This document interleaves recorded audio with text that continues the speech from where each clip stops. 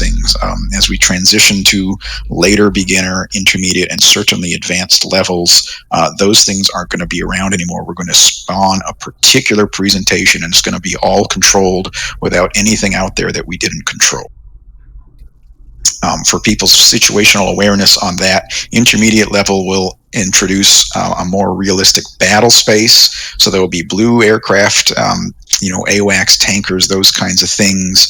And then when you get to the advanced level, it'll be in the presentations won't just be, here's a 3-group wall or here's a ladder presentation. It'll be an entire scenario that spawns. So you'll take off from the carrier to meet a time on target with a TLAM strike, and you'll have to fly kind of a sweep profile before a strike package comes in, or you'll have to be a DCA package and respond as a friendly strike package moves in. I mean, we're going to have whole full-up scenarios at the advanced levels. So that's kind of a preview of what's going to come here in the next 2 or 3 months of development. But tonight we're doing kind of the beginner level again, the same kind of Caucasus map that we've always been doing, the new twist because we have advanced pilots. So if you're a pilot level P5 or better, we're going to allow you to use your in-game radars, your in-ship radars to at the minimum get a survey of the airspace ahead of you, so you can get some resolution when the AIC controller says that there's a group at Bulls 220, 35 miles. You can kind of see, okay, assuming you got Bulls programmed into your computer, you can slew the cursor over there. Okay, that's the group that guy's talking about. The radar will also provide some key information for the advanced pilot. So that's kind of the Timberlake level that I had in mind. You probably will want to lock onto it and get some information about where it's traveling, what your closing velocity is, things like that. So that's kind of your single target track mode. We will allow you to do that too, but please make sure your NCTR, your non-cooperative target recognition mode, is turned off in your jet, because it'll automatically classify things on the data link as hostile, because every aircraft that's in the airspace that isn't a player fighter jet or the blue AWACS that we have up is flagged hostile, including all of the civilian airliners. So we kind of role play some things where the in-game faction is hostile, and that's what NCTR is really looking up to cheat. The in-game faction is hostile, and so if you have NCTR turned on when you single target track something, it'll potentially erroneously classify that as hostile on the data link. There's no way for us to undo that classification without shooting down that target, and we may not want to play that particular contact as hostile. Does that make sense? And does everyone know how to turn off NCTR? Affirmative. Okay. So while we're talking about radar, I mean, one of the first things you do is just turn it off when you hop in the jet, and then it won't be a factor for the rest of tonight.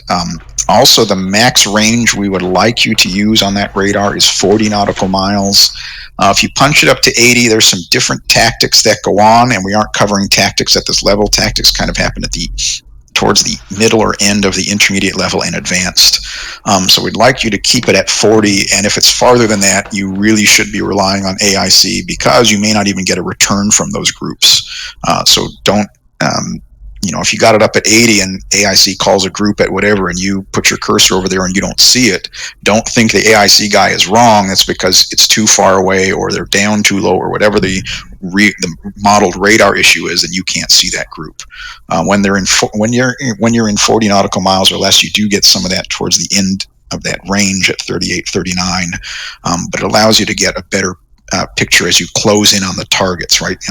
The group was at 60, you committed to that group, you started flying toward it, you started to change your radar elevation because it was up at 30,000 feet, and then when you got within 40 nautical miles or 35, you started to get return on that. You can call to the AIC controller. You have contact. That relieves some of the workload on the AIC controller and allows you to start to begin to at least build higher fidelity situational awareness on that group. Or if you are advanced enough and you have got people you've got in your virtual fighter wing that you're used to flying with, you can begin to do some of the tactics. I've posted that P-825 document. So if you've read that and you're comfortable, you can start to do some of your tactics. But if you haven't read it or you have no idea what I'm talking about, it's probably best not to invent your own tactics at this point.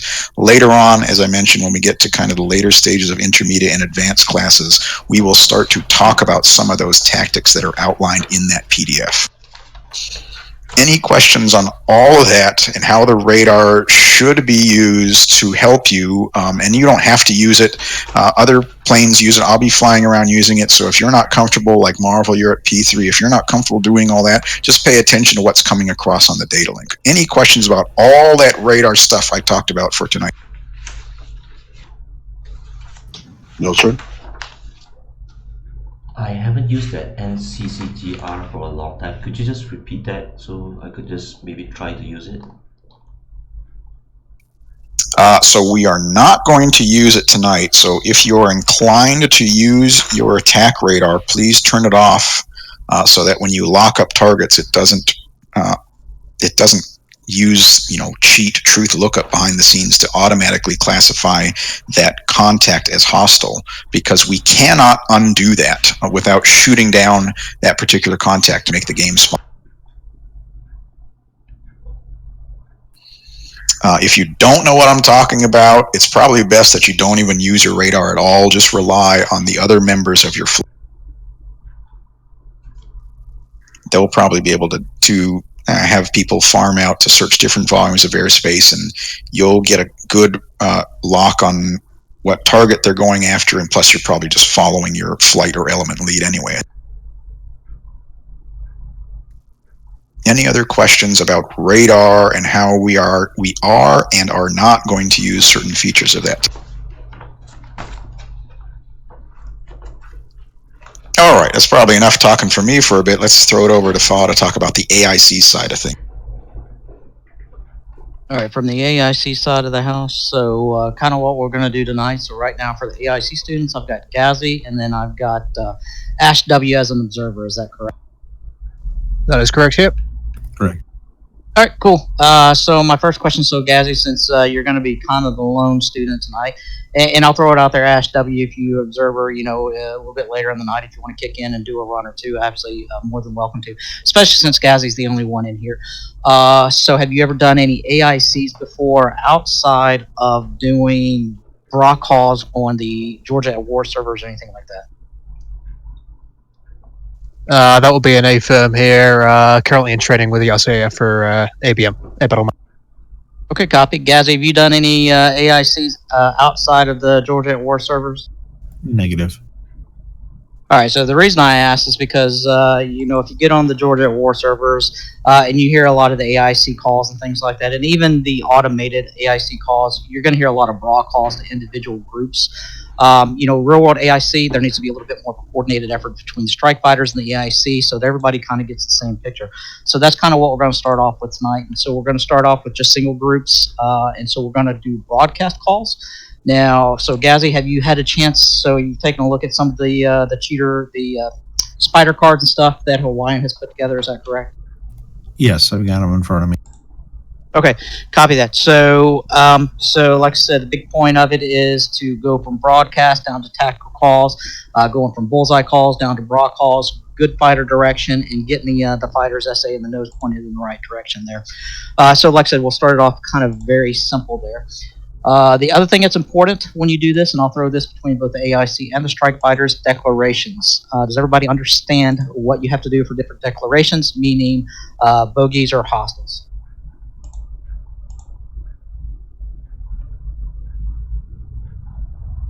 Okay, I will take silence as either everybody knows or nobody knows. So I'll just go ahead and explain. So what we're going to be running with most of the night is going to be bogeys. The reason is it's going to force the strike fighters to have to get into the merge and get a good VID on them. So a bogey declaration, that's what you should probably hear for the majority of the night.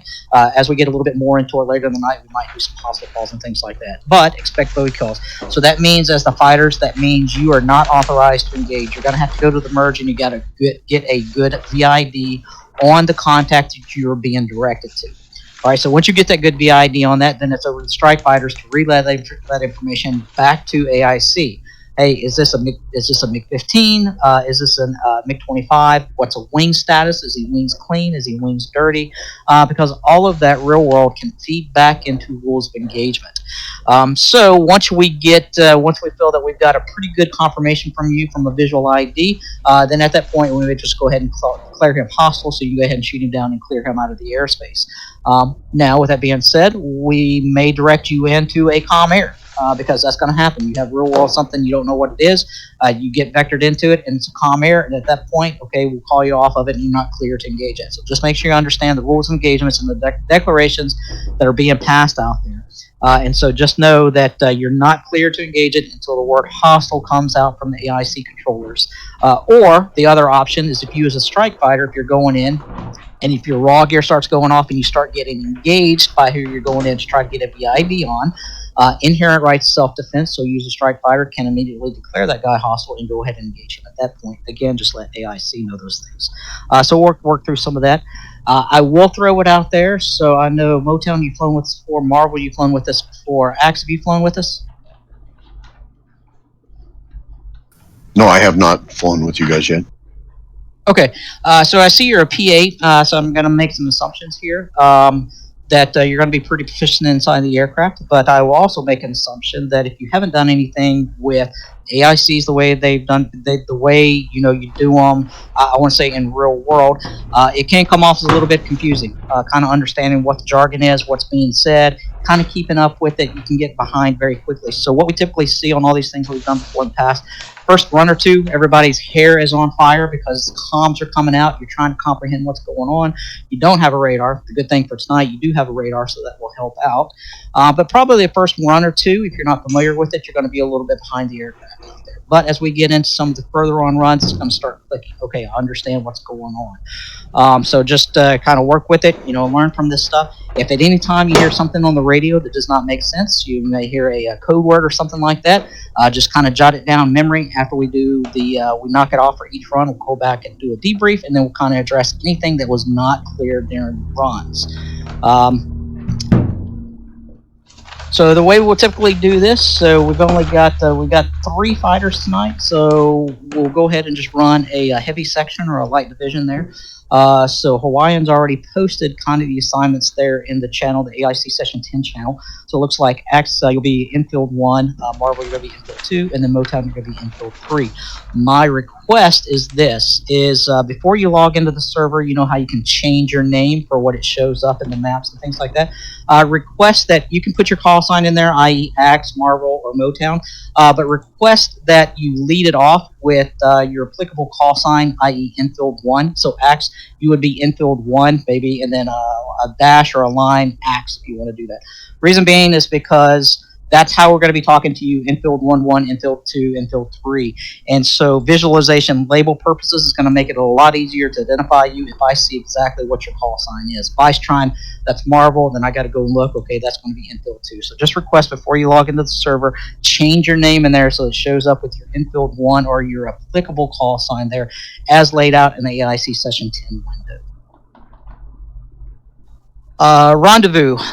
So typically what we'll do is everybody's going to go ahead and take off mom, or if you take off from a ground-based airfield, just go ahead and plan on rendezvousing overhead mom.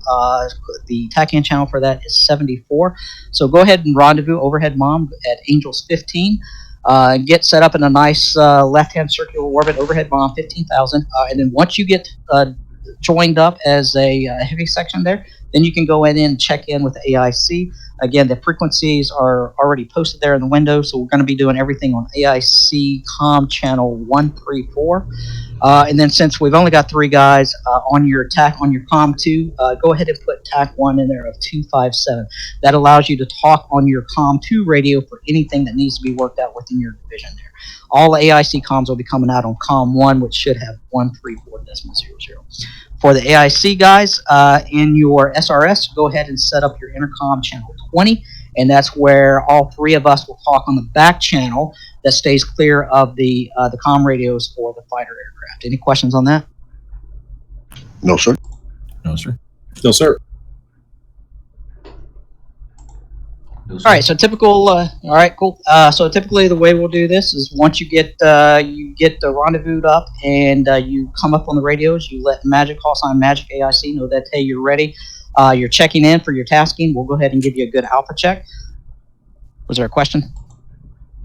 Negative. Sorry about that. Okay. So once you get rendezvous ahead, come up on the AIC 134.0. We'll check in with Magic. And we'll go ahead and give you an alpha check, a good alpha check from Bullseye. Make sure that your position correlates to where we think you're at. And then from there, we'll go ahead and start giving you a picture call from that point. Kind of start doing the big broadcast picture, painting out there, that's what we call painting the picture, telling you which fighter aircraft, or correction, which groups we're going to direct you towards. Now, I will kind of caveat. So, if you are looking at any of your maps and if you've got Bullseye plotted, I can tell you there's going to be a lot of calm air type traffic that's going to be flying around. It's going to be very, very, very busy in and around Bullseye. But that's also part of the training because we may direct you into a contact that's coming in right through the middle of all that stuff. But between AIC and the fighters, you kind of need to get that common picture out there so you know exactly who you're going to. Later on, as we get some to more of the advanced runs, we're going to look at some of the ranges and some of the azimuth presentations. And if we get to it, we might do a wall presentation. Those guys will come in primarily from the south to kind of keep you clear of all that big muddled up mess overhead Bullseye. But if you're getting calls that are directly going due east, so go ahead and expect probably some calm air calls, no factors and things out there. Again, it's to kind of keep that mental picture going of trying to weed through all this piece of information that's being passed to you. And again, like I said, it'll come.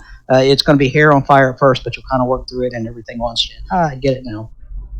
So after we do that, you'll get into a merge. Once we get the hostile call, go ahead and kill the factor groups that you're in, clean up the merge a little bit, and then at the point, I'll come up on the radio and I'll just call it knock it off, knock it off. All right, so that means, okay, just, hey, everybody stop what you're doing. Go ahead and start pressing back out towards Mom, which typically will be back to the west. Start pressing back towards Mom. Join, re-rendezvous up at the pre-briefed altitudes there. And while everybody's proceeding back to rendezvous, we'll go ahead and do a round-robin debrief, kind of go through some of the highlights and some of the points from there. And we'll give you feedback from all the players on that. And then once you get back overhead, Mom, rendezvous, then we'll go ahead and kick it off with the next one. Clear? Affirmative, sir. Copy that. Copy that. Copy that. Copy that. All right, cool. I think that's probably got a lot of the big picture stuff that's going on. So Gazzy, this first one's kind of, if you've studied the spider cards that Hawaiian have got it, and if you got a good comm rhythm down with the broadcast calls and the formats, we'll see how it goes there on the initial part of it. And then, like I said, we'll just work through it. And all of this really is just to have fun. That's kind of what it is. It's a game here, and we're having fun playing the game, but let's also learn a little bit too. Copy that. All right. Any final questions for me before I kick it back over to Hawaiian? All right. I take silence as no. Hawaiian, anything you wanted to follow up on? Yeah, Roger. Okay, so if you haven't seen, scroll in the AIC session 10 channel, scroll up a little bit and get the freaks. We're probably only going to use 134 and 257, but 258 is there in case you want to split your flight off. Our fourth guy, Airplane Man, said he's going to be a little bit late, so he may join up here in the next 20 minutes or so, and then you'll have a 4. If you split that flight up into 2 elements, you may want to push second element to 258. So that's kind of our pre-briefed frequency. And they should be preset in your jet as well. Any questions about the radios? No, sir. Negative. Brilliant. Okay, so in just a bit, just about 3 or 4 minutes, we're going to hop into the game and get our jet started up and whatnot. You can contact me on 257 if you need a talk through on how to set up your radars. I'm anticipating Marvel in particular. We're just going to have you turn off your radar mechanically with the switch, so it's not even a factor. You'll just rely on the other 2 guys or 3 if Airplane Man joins in your flight to give you awareness on your data. Any questions about how to contact me on server join to get information about how to set up your jet? No, sir. Negative. Negative. Okay, I think some of the jets, or maybe all of the jets, spawn without data link turned on. So remember when you spawn to hit that data link button and turn it on so you're getting the picture from everyone else. The in-game AWACS will not populate that data link because it cheats and looks up the truth faction, and we don't want any of that, as I mentioned. And then we'll also remember to turn off your NCTR on your attack. While we're talking about that, we're still using our VID needing permission to engage things.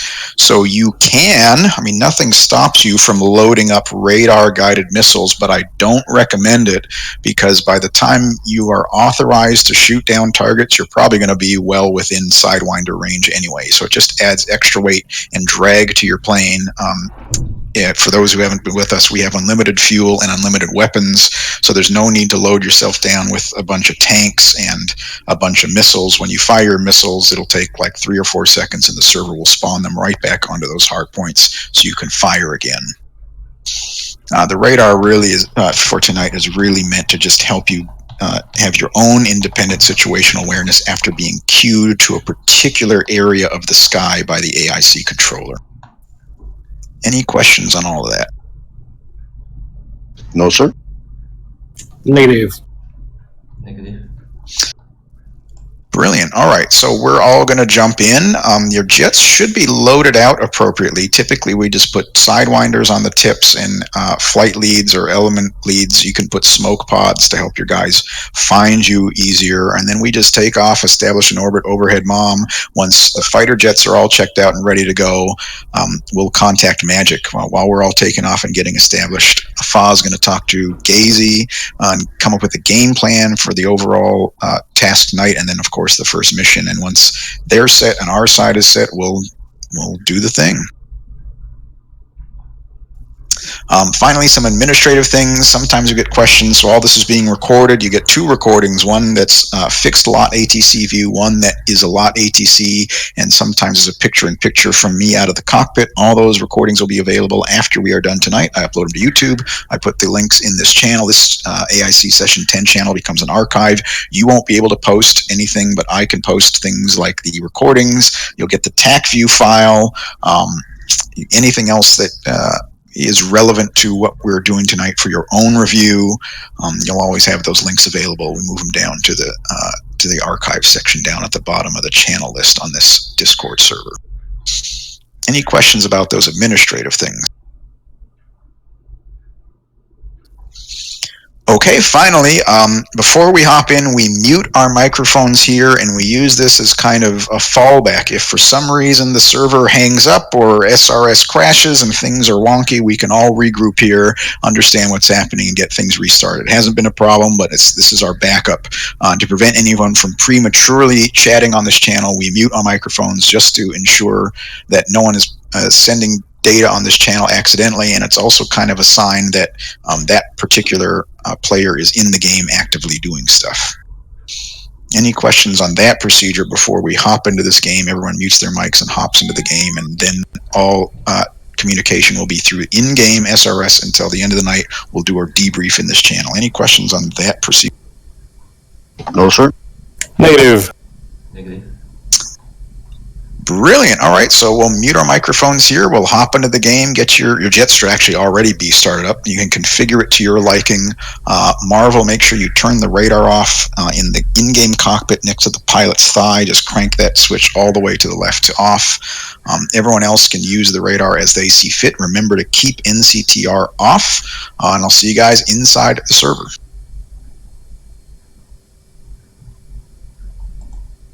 Copy that.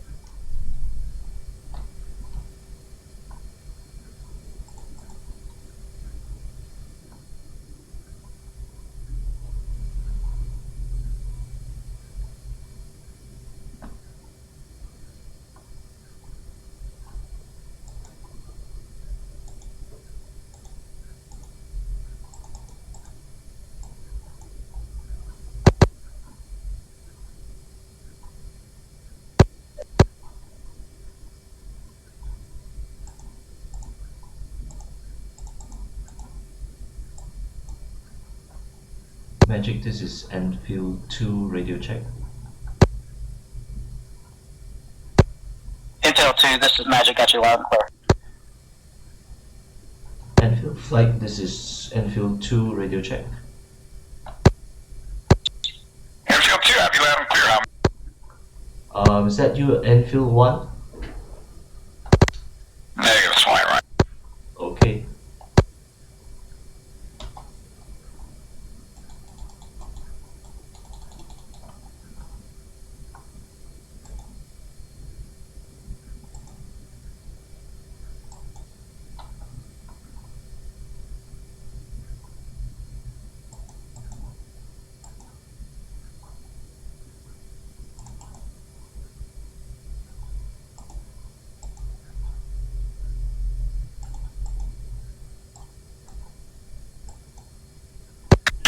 Radio check on 2570.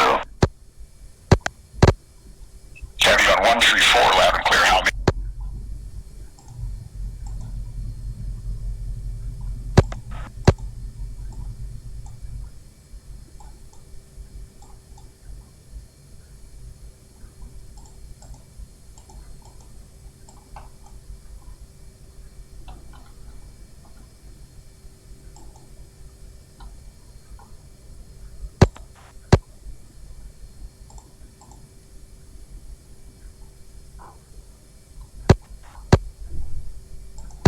Radio test on 2570.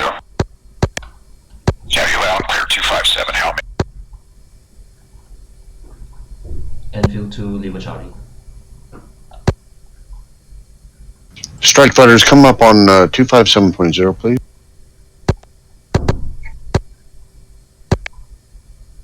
Enfield 1, wide Ryan, you got me on 257. Radio test on 2570. Have you loud and clear, help me.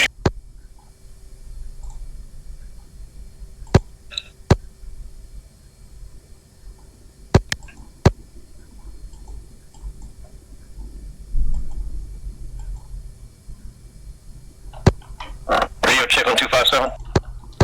Enfield 2. Have you loud and clear, help me. Copy. What was the key command to bring up the SRS radio display in the plane? Left control, left shift, escape. Thank you.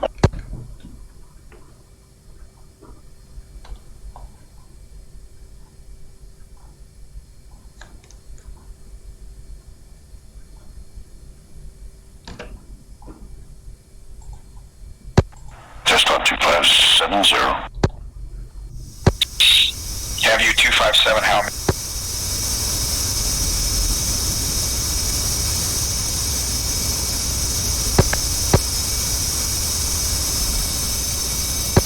Test 1-2. Timberlake, I'm reading you. Sounds like you're not reading us.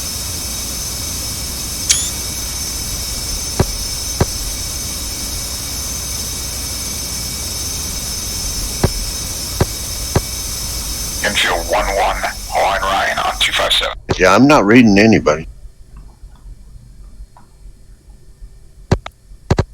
Did you get my last transmission? Negative, sir. I mean, we're hearing you. I guess you're not hearing us, so it must be something in your SRS setup. Okay, let me.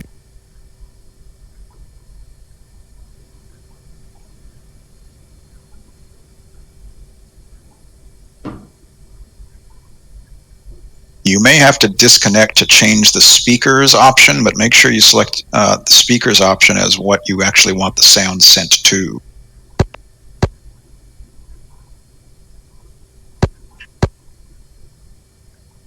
Oh, there you go.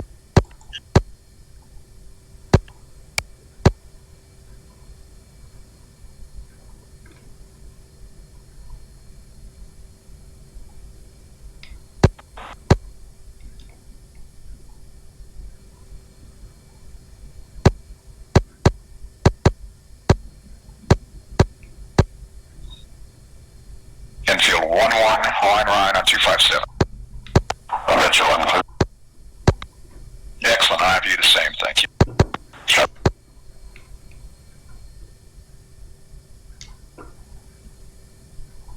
Infield flight check.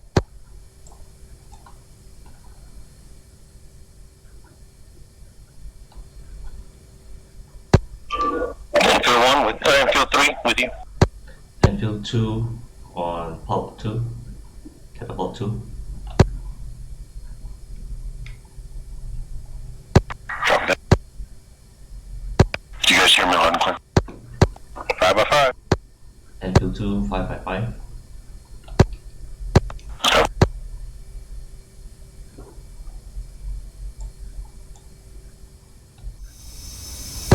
Has anybody got any questions before we go? Nope.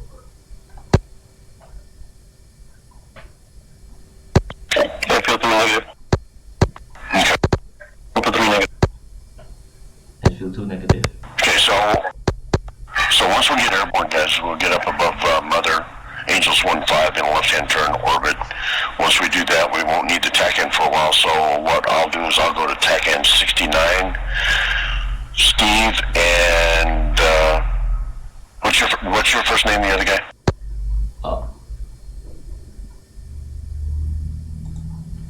Just call me Eric. Okay, Eric.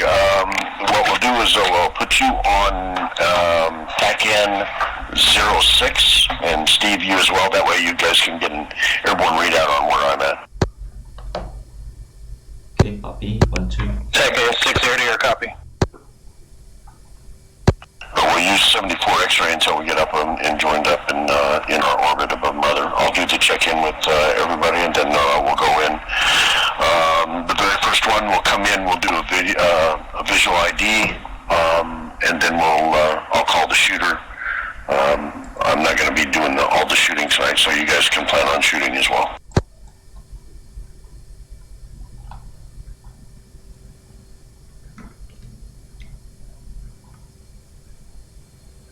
All right, gentlemen, I'm up in tension and ready to go. Advise me your status, please. 2 is ready to go. Who's on Cat 2? That'll be 2. Okay, copy. What's on, where are you at? Cat 3, need about 3 minutes. About 2 minutes. Copy that, 3 minutes. You launch up, I'll catch up with you. Copy that. 2, watch for wipeout. Copy.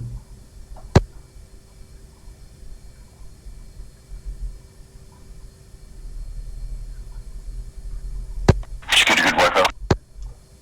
What's wipeout? Sorry.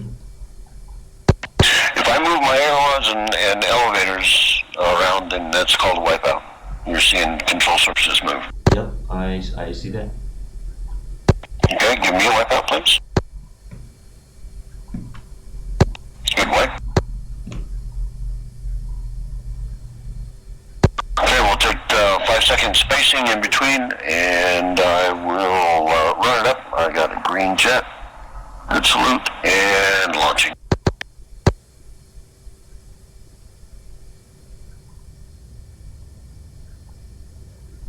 Two is launching. Yes, sir.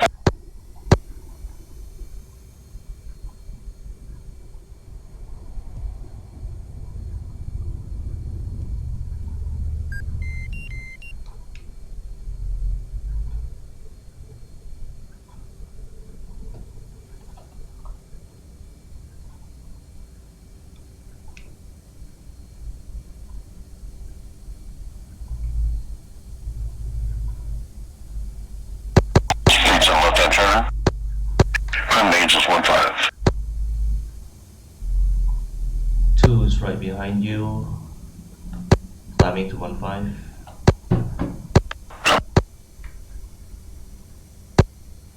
Alright, as you got your jets clearing up, reminder to check to make sure NCTR is off. Radar attack page, right side, bottom button.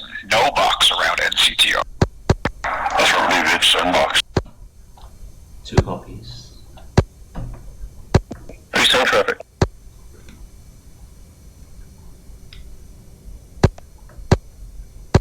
And 3 is airborne. Tracking. Copy 3.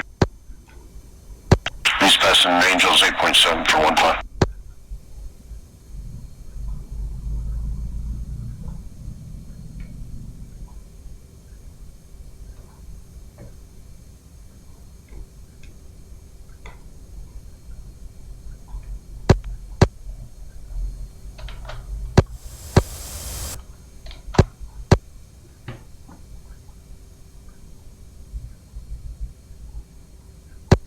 Once we get up here above Mother, we'll maintain force as so indicated at Angels 1-5 and left turns. 2 copies.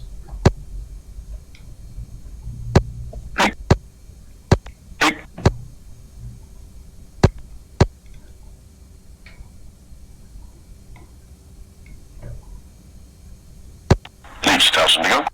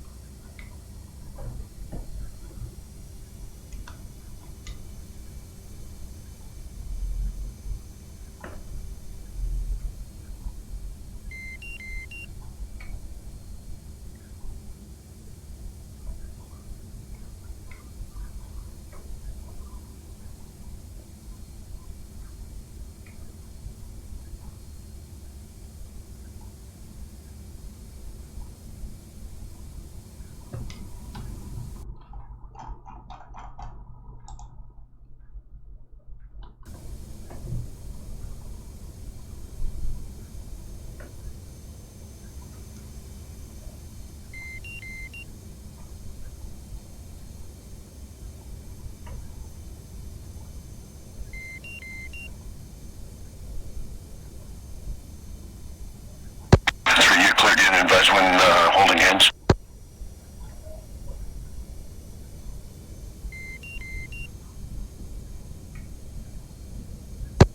Please settle. 2 settle. Copy. Okay, let's set up air-to-air attack in, please.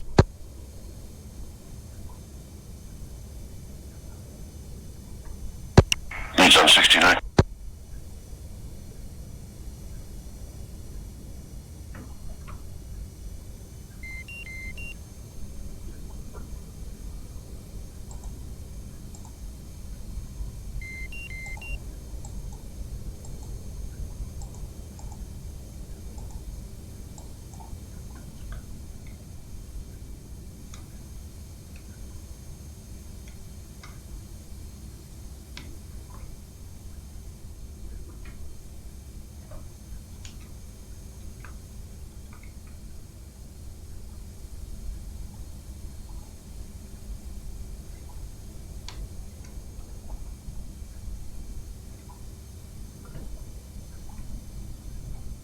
Infield flight, G-lock tests and status test.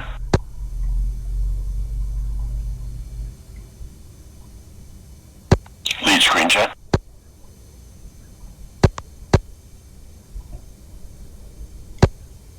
Magic Line Ryan, looks like they're about 60 seconds in. Magic copies.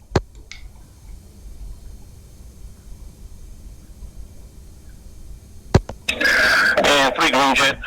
Just give me a brief real quick. I think I got the TAC hand set up, but I'm not picking anything up on you. And I got it boxed. Okay, so you got 06 X-ray, air-to-air. Confirm. I'm picking up now. I just had to recycle it. Yep, got it. Okay. 2, have you got me on TAC hand? No, I've got backhand boxed and 06. Do you have the air-to-air?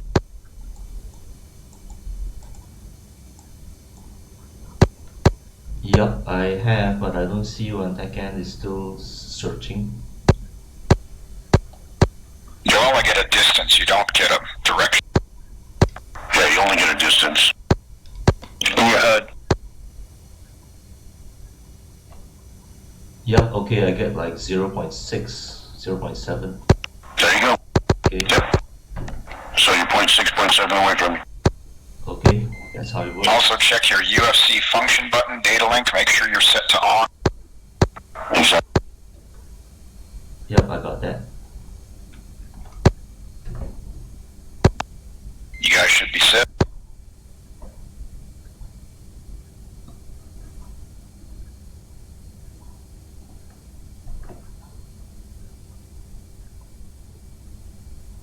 All right, gentlemen. Stats test, everybody's okay? Let's go ahead and fence it. Okay, 2 copies. 3 fenced in.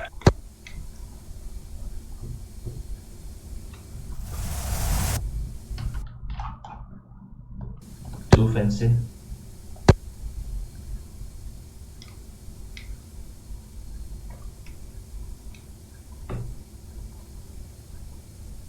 Magic Enfield 1, flight of 3 F-18s with you, and we have each aircraft 2 9Xs, guns, 600 rounds, playtime 30 minutes. What do you got for us? Enfield 1-1 Magic. Copy that. Alpha. Bulls 252, 53. Angels 15. Magic Intel 1, that's a good Alpha.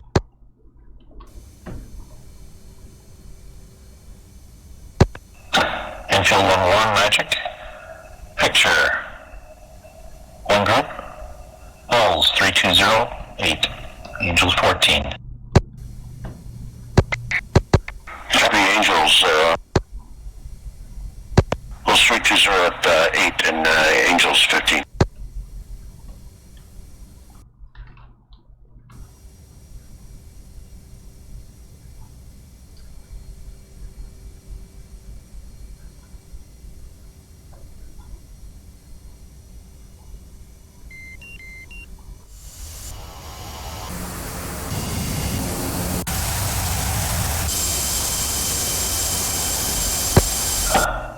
Enfield 1-1 Magic. 1 group. Bulls 290, 11. 14,000. Hot, heavy.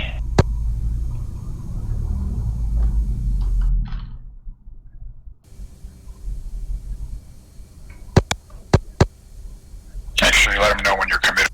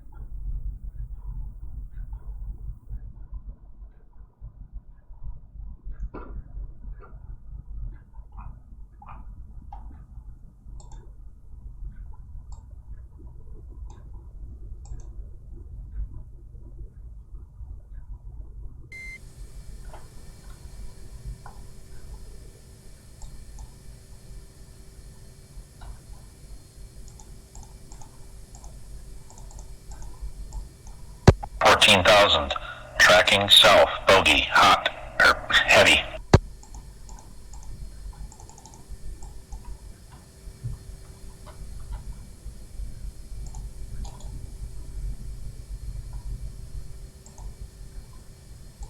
Request rearming. Copy.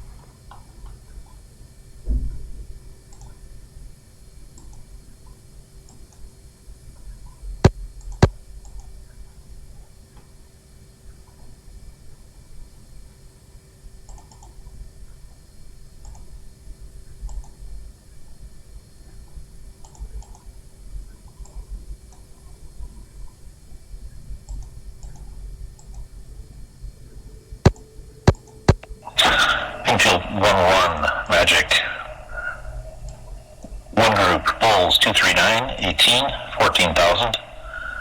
Tracking southeast. Bogey. Intercept 087. Copy 087.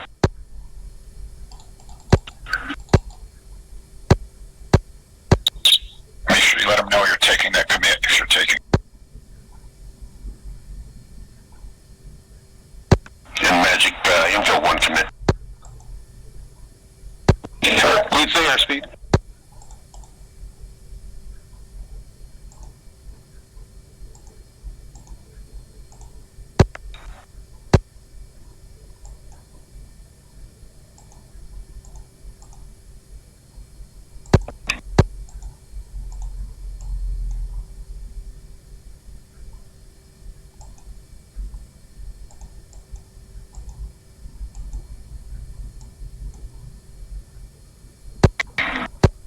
Yeah, I'm not picking up anything.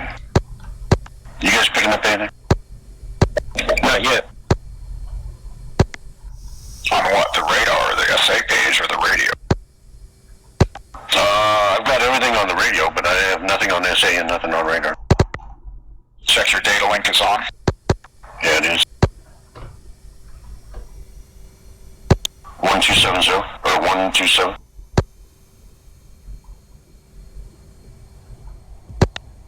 I got all sorts of stuff on my data link. Okay, something just came up. We got 40 miles out. Yeah, I just picked up stuff too. I just got 2.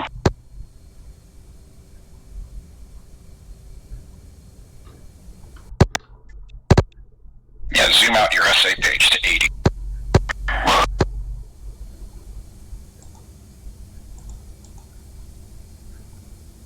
Yeah, okay, now I got groups. Infield 11 Magic, bra 280 for 25, 13,000. Single, tracking south. Try 280. Lead as From bra 280. Infield 11 Magic, bra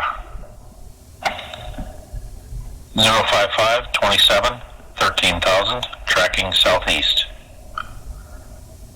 Bogey. Infield 100.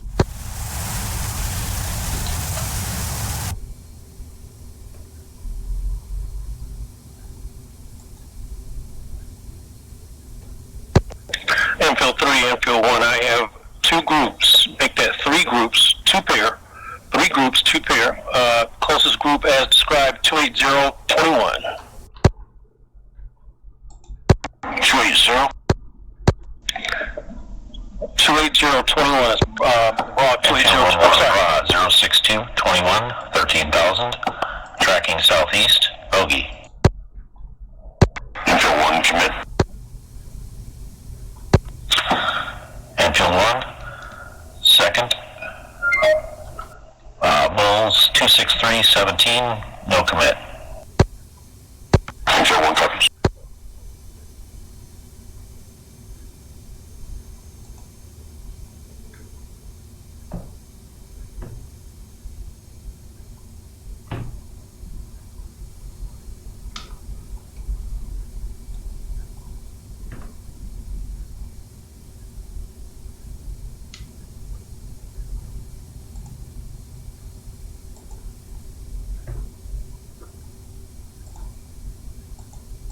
Infield flight bell from those.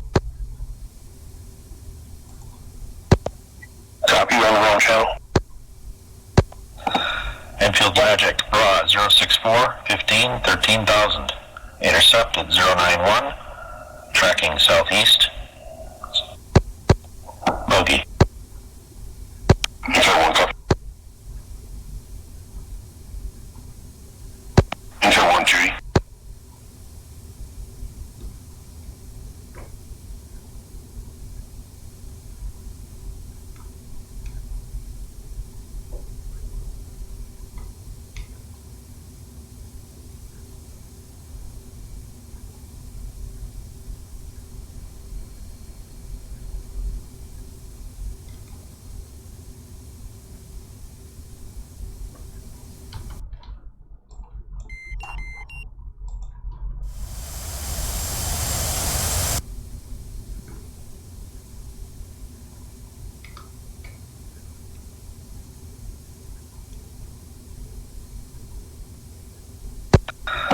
Infield 1-1, two groups.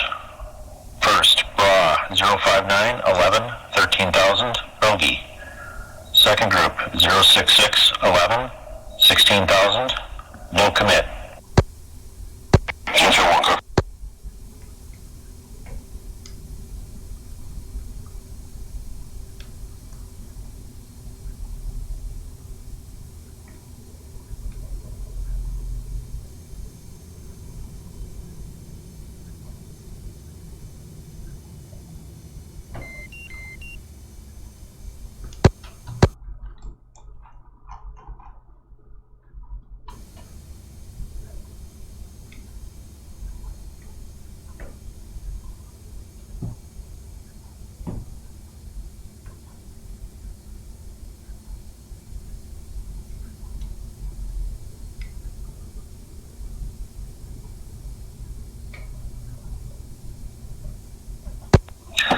Infield 1-1, BRA 050, 8, 13,000.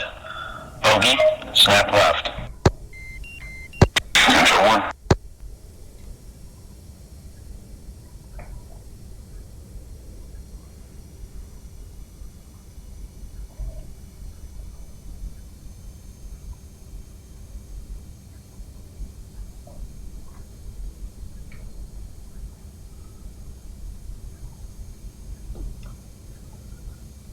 Infield 1 is telling.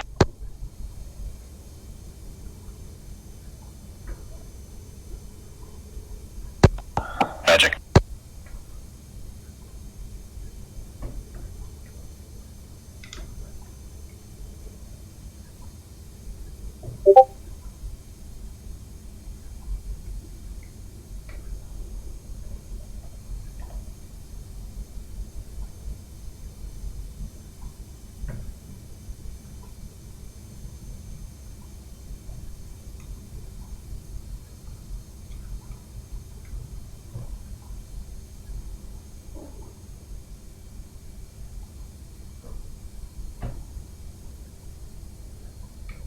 Infield 3, buddy, spike.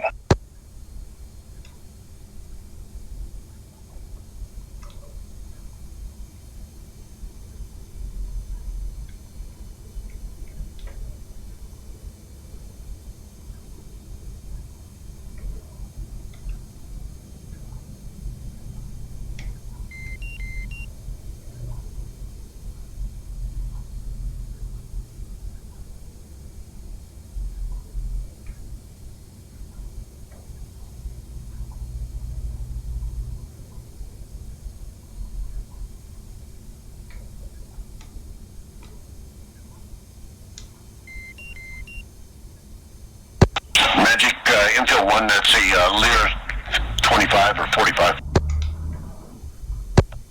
Magic. Filling off to the right.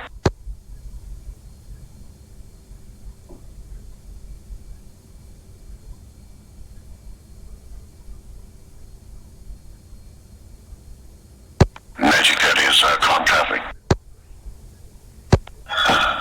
Infield 1 on Magic, copies.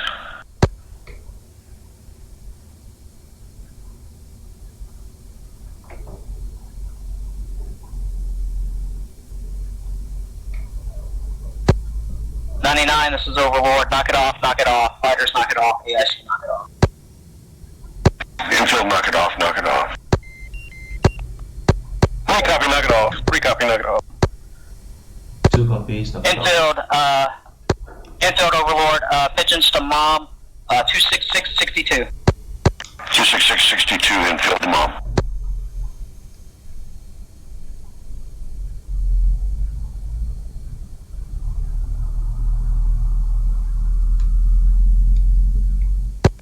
Alright, Infield, this is Overlord on AIC radios.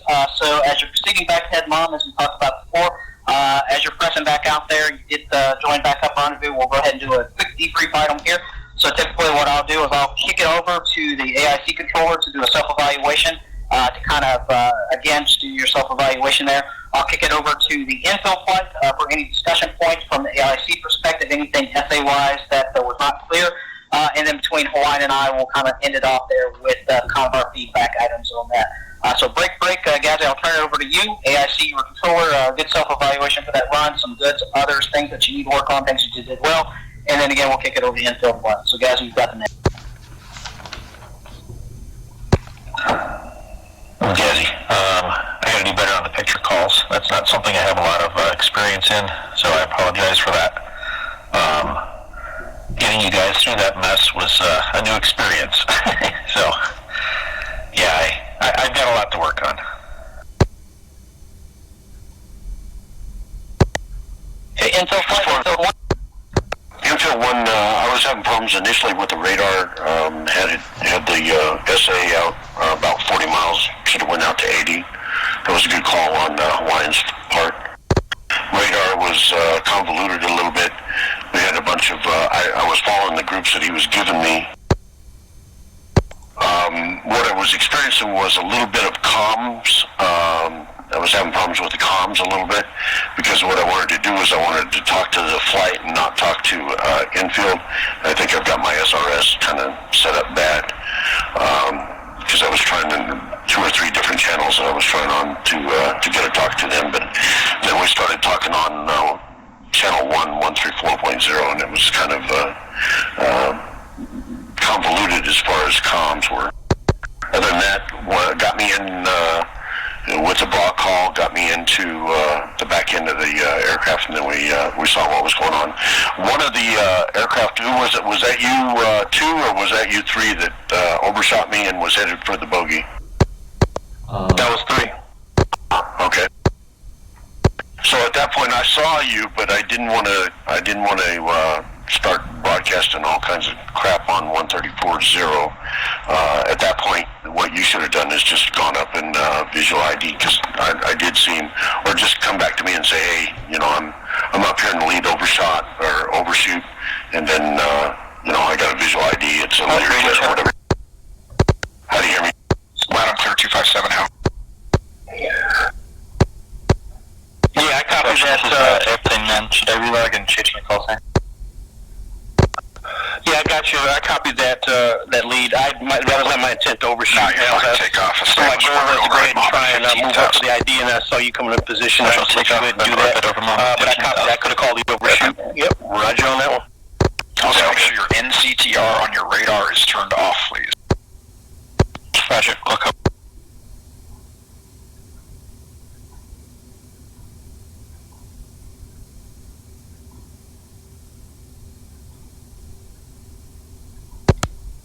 Okay, infield 1, infield 2, you got any feedback?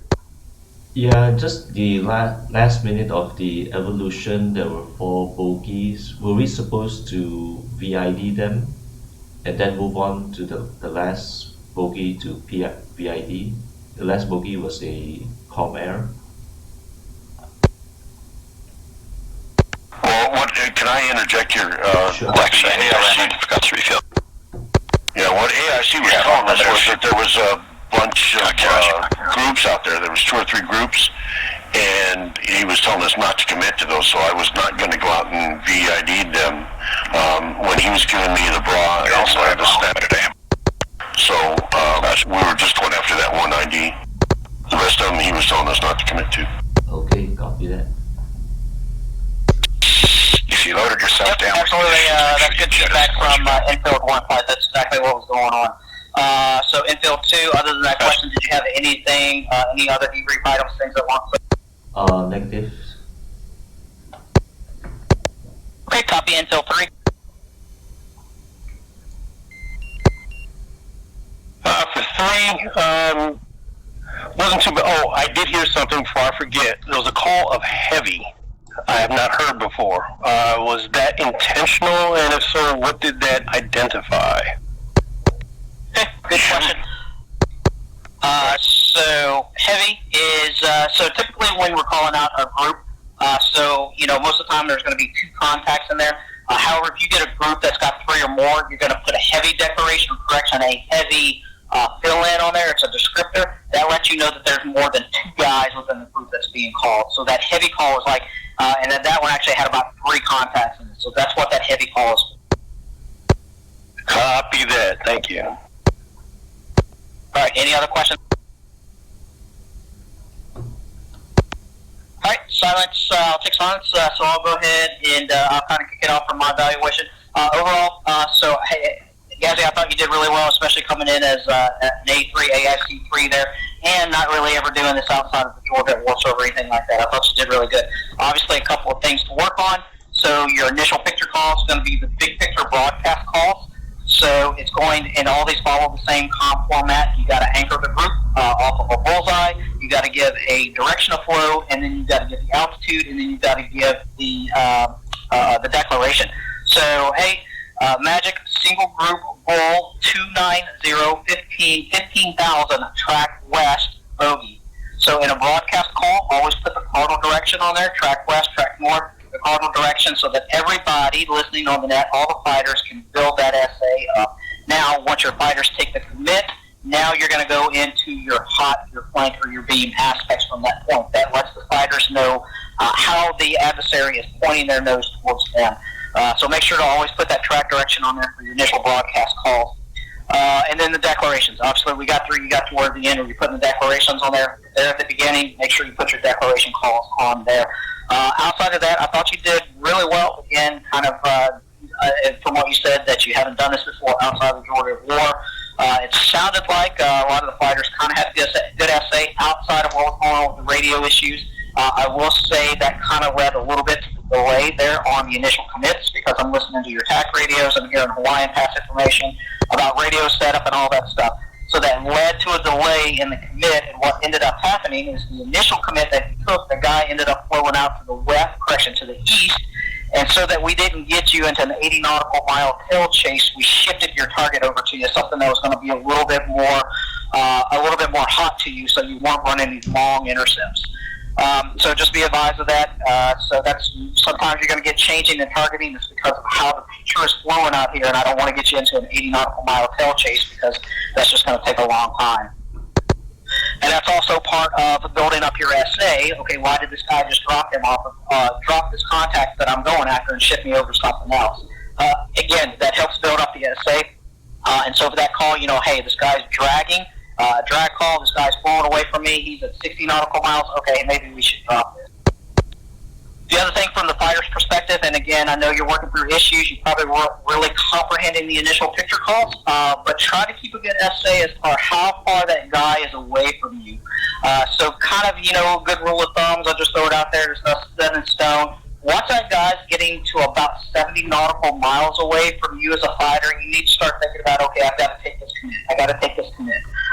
So what ends up happening a lot of times, and you're sitting there in a cab, it's a way I see, hey, this guy's bull 29015, it gives you the call, recommend commit. That's now because you're getting down about 60 nautical miles or so, and we're telling you, you need to get your nose pointed in the right direction because these guys are coming hot towards you.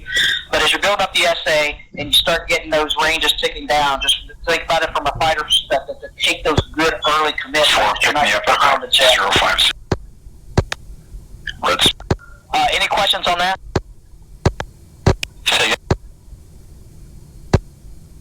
All right, no questions on that. So we'll do something here. So Ash, I know you kind of do this for a little bit of living as well. You're kind of observer there. So I'll turn it over to you from your perspective and kind of the way you guys do things. Anything that was not unclear or things that you might would have done differently on those runs, feedback as well. No, the only interesting thing that I found is you guys don't call out the... Well, one of the interesting things I found was basically you guys don't call out the number of contacts, and send us down to your guys' radar fidelity. I guess with the ground-based radars, we got a little bit more... We're going to turn 330. Accuracy just due to our radars aren't moving. Not sure how it is on the AWACS. I haven't been that much on the AWACS yet. I'm up at your 9. Other than that, nothing. Alright, cool. Hawaiian, I hear you talking on the back radio there, I think with Infield 4 that's coming up and joining the fight. Hawaiian, anything from your perspective from that run? Yeah, I'm curious from Timberlake's point of view, how was your mental workload at the initial phase of all?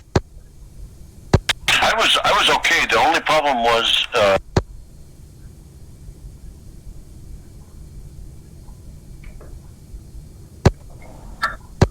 we lost Jax. How do you hear me now? 5x5. Switch over to the other channel if you're able to. How do you hear me now? 5x5. was all right. The problem was, again, I got kind of fixated on the comm problem and trying to fix it and get it worked out to where I could talk to my guys. And I was kind of getting a little overloaded by working that issue and working the picture. Yeah, Roger. I mean, 3 noticed that you were about to stall out of the sky, and then the commit was on the wrong group. So I just want to make sure you're okay taking the lead for this next. Yeah, I'm fine with it. I was just working the issue, and I still have an issue. I've got channel 1 on COM 1, and I got channel 2 on COM 2, but apparently nobody's hearing me on 2. Yeah, radio 2 should also be preset number 1. That should be 134. Yeah, I've got 134 on channel 1, and then 2 I got 2570.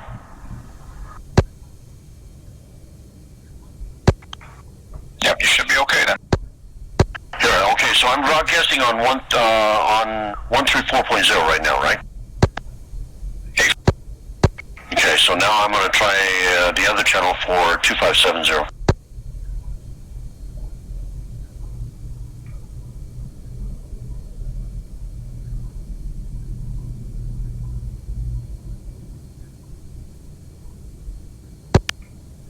For establish formation on your flight lead, please.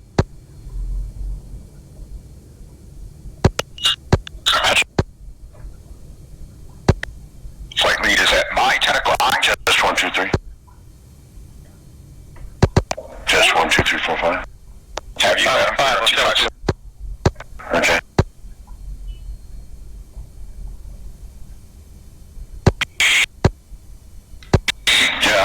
There's something wrong the way I've got my SRS set up to where it's not broadcasting on channel 2.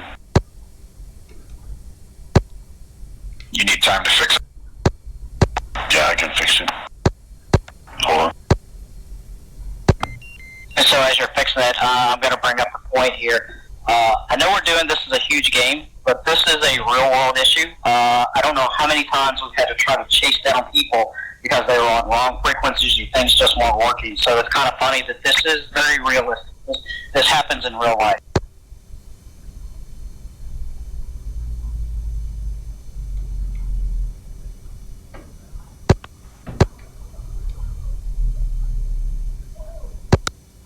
Apart from that, I thought the AIC controller was doing a pretty good job, especially for the first time. Yeah, I thought Gazzy did an outstanding job even for the first time.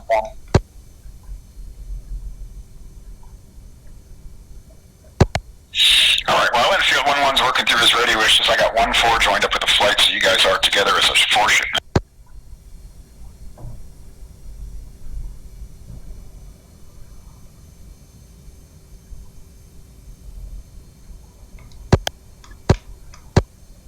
Motown, you're going to need to identify yourself to number 4 so he knows who his element lead is.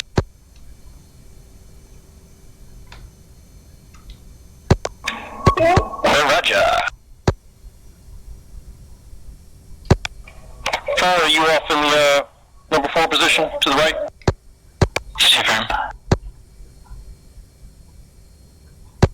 Roger that, I'm in the in between. Let's get some TACAN established. Just a second.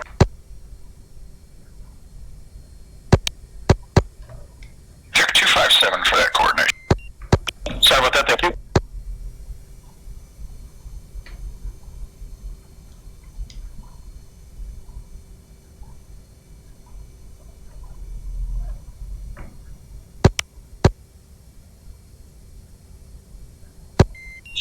And 4, check to make sure your data link is on. Roger. Just put up all frequency.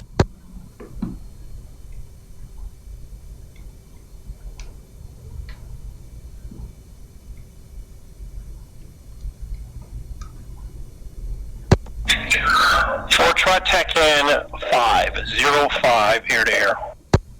See if you can pick me up. Roger. Stand by.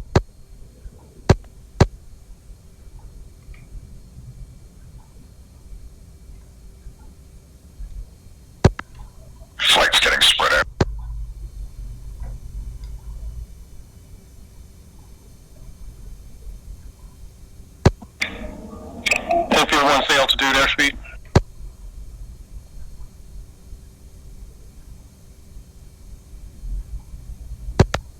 He's probably still working his radio. Yeah, I have visual on him. I'll get back up to him.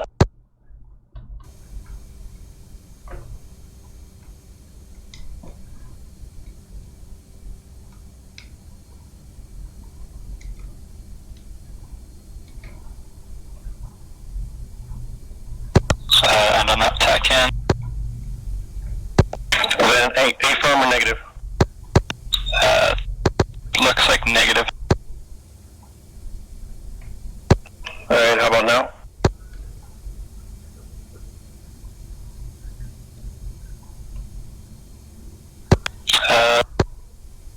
Still negative. I didn't have it on at first, hold on. But now it is on. Is TACAN 06?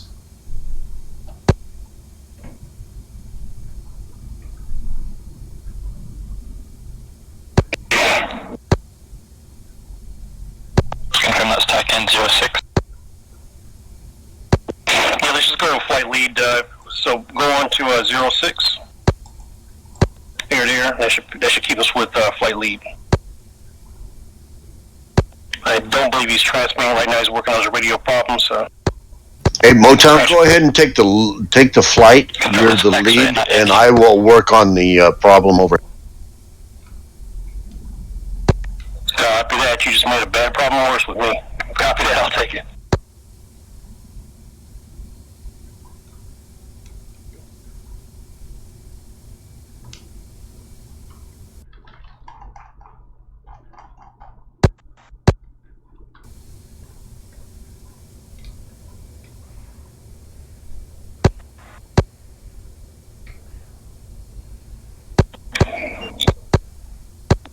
Alright, infield 3 and 4, are you picking me up on tack in? I am pushing 6-9er. You're transmitting at TACAN 69. I am on 6-9er, you should be on 06. Gotcha.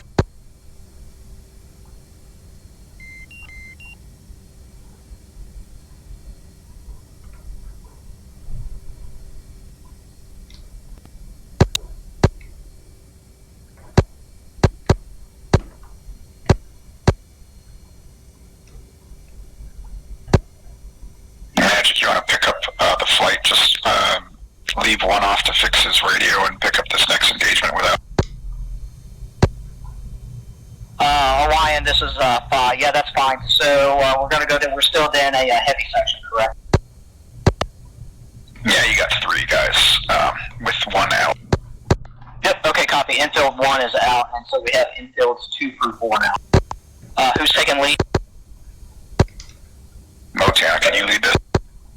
Affirmative, I'll do my best, yes sir. I was prepared for that.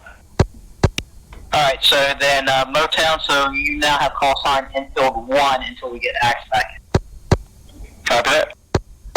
Okay, so Motown's going to be infield 1, Marvel, you're going to be infield 2, and Airplane Man, you're going to be infield 3.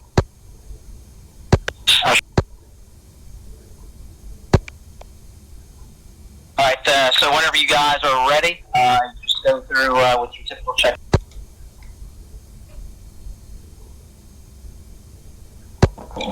Copy that.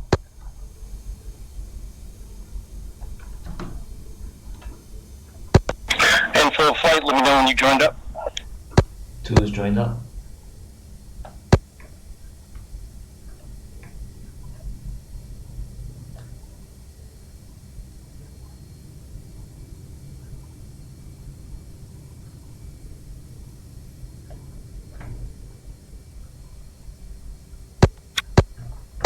And 3 is 2-3 copy. Magic, infield flight 3 F-18s, overhead mother, alpha check 246 at 78, playtime 30 minutes, on board 600 rounds and 2 A-9s each aircraft. Picture please. Check channel here. This is Magic on your attack, kick to primary AIC 3134. Copy all, sorry about that. And Magic. infield flight, 3 F-18s, orbiting over Mother, Angels 1-5, Alpha Check 239er for 6-9er. Playtime 30 minutes, on board 600 rounds and 2 AIM-9s each aircraft. Picture, please. Infield 1, Magic. Alpha, Bulls 24866, Angels 16,000. Tracking southeast.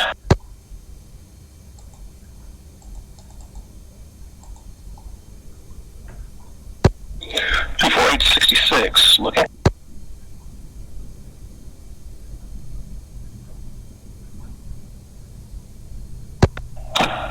Infield 1-1, Magic. Picture clean.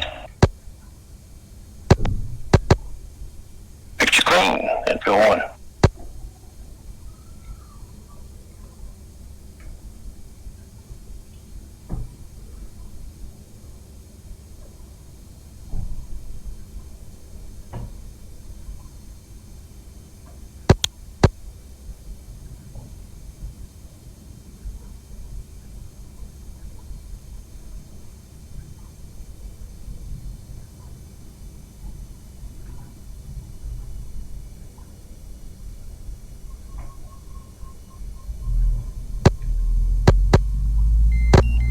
Infield flight check to make sure your data links are all on. Infield 2, data link on. Infield 1, data link on. Infield 3, Starlink's on. Infield 1-1, Magic. Magic, Infield 1-1, go. Infield 1-1, Magic. Picture 2 groups. Bulls 235, 156. Second group, Bulls 234, 175, bogeys. Tracking northeast.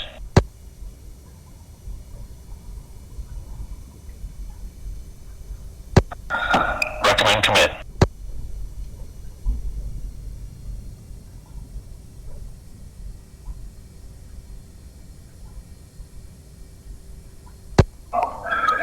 Copy that, committing.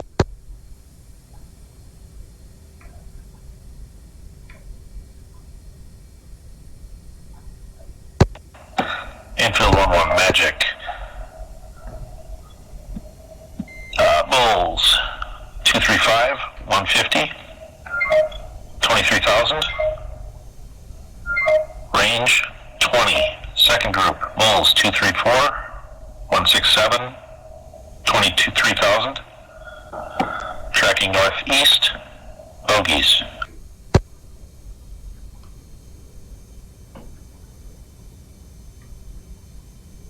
And Magic copies tracking.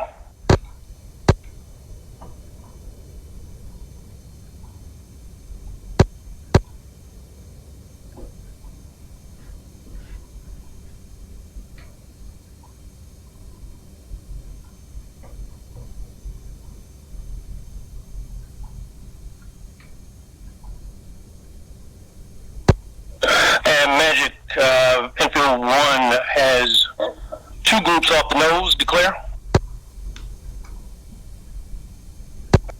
2 groups, looks like broad. Infield 1-1, Magic. Infield 1-1, Magic. No commit, no commit. No commit, copy. Infield 1-1.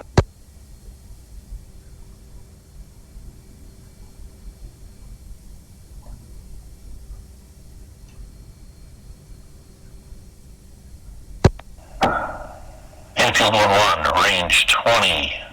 2 groups. First group, Bulls 237, 137, 23,000. Hot, bogey. Trail group, Bulls 235, 155.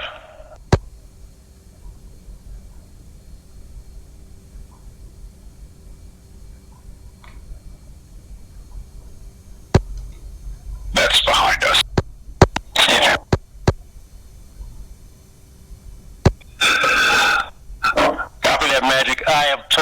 lost SA trying to figure everything out. You threw me way off with that one mentally.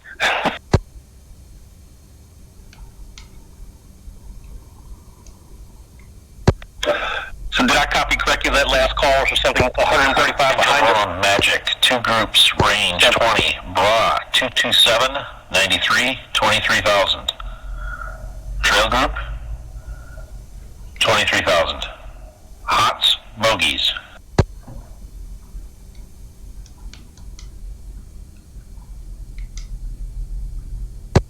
Magic is looking.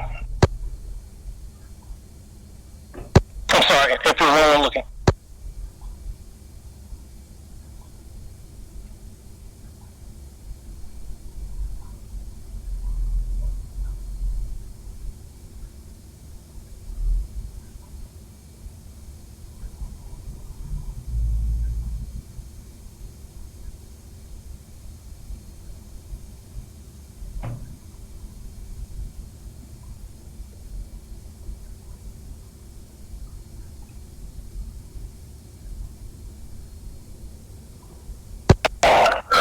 Magic infield 1-1, commit to the northeastern group. Infield 1-1 Magic, no commit, no commit. No commit, copy. Contact group is off our 3-0. Infield 1-1 range 20, bra, 231, 91, 23,000. Hot, bogey, trail group, 23,000. Hot, bogey.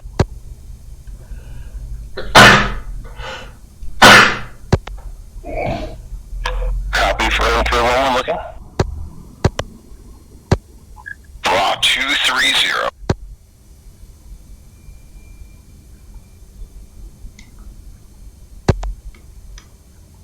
Infield 1, snap right 230. Lead group bra 230, 85, 23,000, hot bogey. Snap 230, copy for infield 1-1.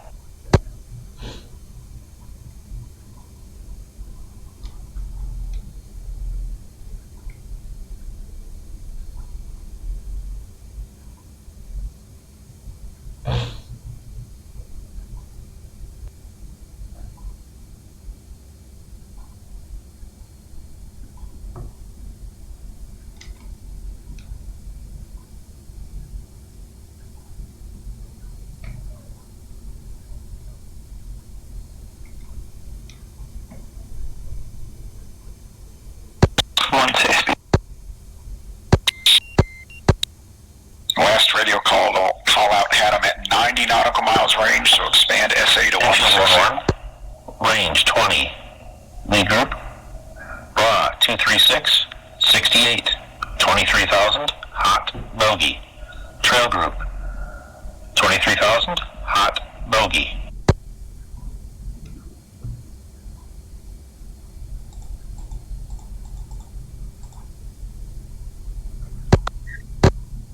Acknowledge the call. Infield 1-1 copy, looking. And infield 1-1 commit to first group off of 230 for 230 altitude 22 looking. It's probably about 63 miles an hour.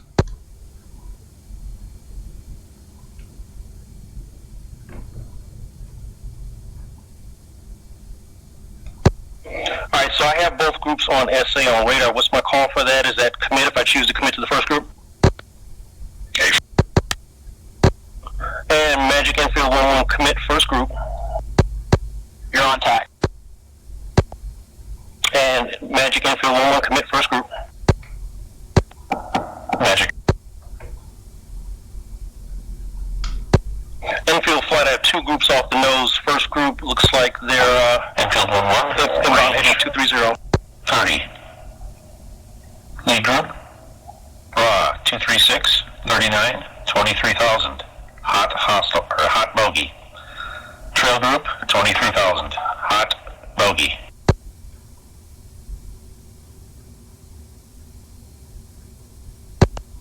Infield 1 copy.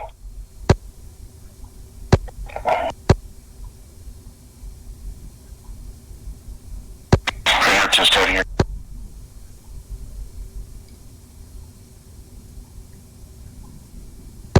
Radio test out of here. 5-5-3 loud and clear. 257 loud and clear. I got you loud and clear. 2 loud and clear. Radio test out of here. 0, how do you hear me? Charlie.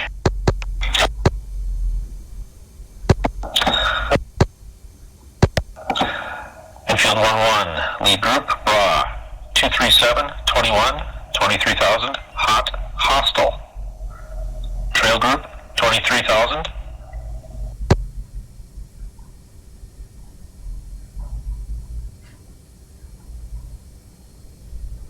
Infield 1-1, copy. Infield 1-1 visual. Infield flight engage bogies off the nose. That bogies off the nose, 23,000. Trying to engage them. A-firm clear to engage. They're hostile.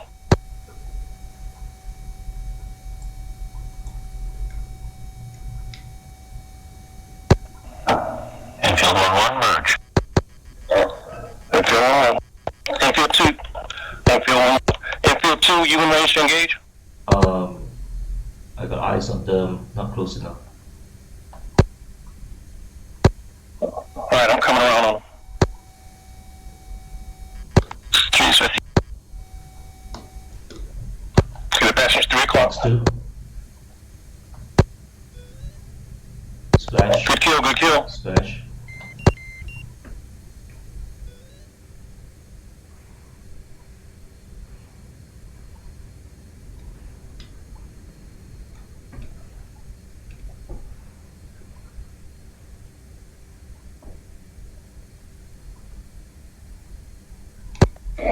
Box 2. And splash 1. Good kill.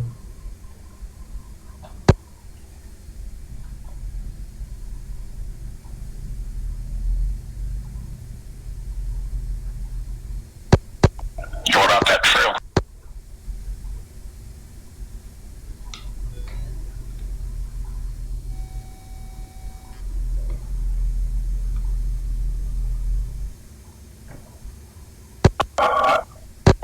Infield Also report to me. Infield 1-1, magic, raw, 234, 18, 23,000, hot, hostile. 234, 18, 23,000 hostile. Infield 1-1 looking infield flight. Let's bring around heading 234. Magic after a 1 flight, splash that first.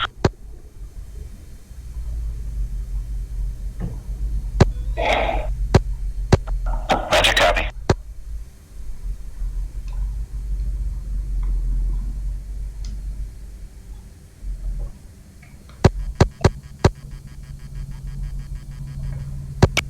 This is 3, what's your airspeed? 360.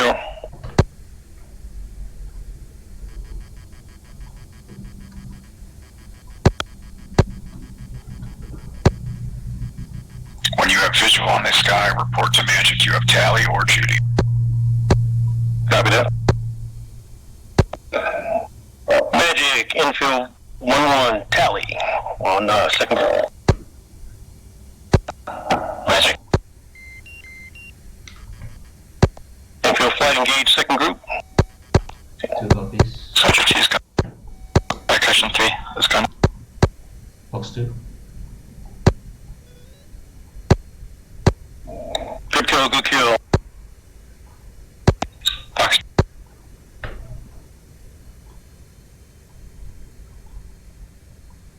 Nice splash. Good kill. Magic, infield flight, the second group has been splashed. Magic.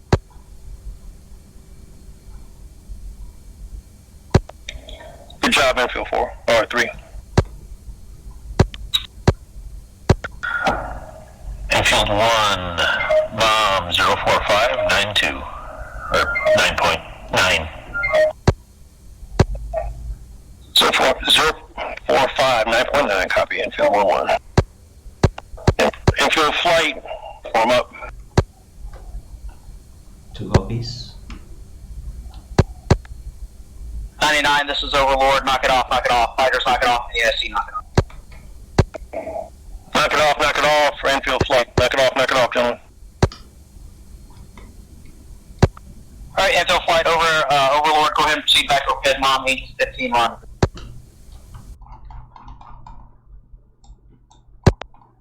Alright, so like before, so as infield flight's getting back overhead, Mom will go ahead and do a debrief item. So break, Gazzy, I'll turn over to you as the AIC controller. Looking for a good self-evaluation there on that line.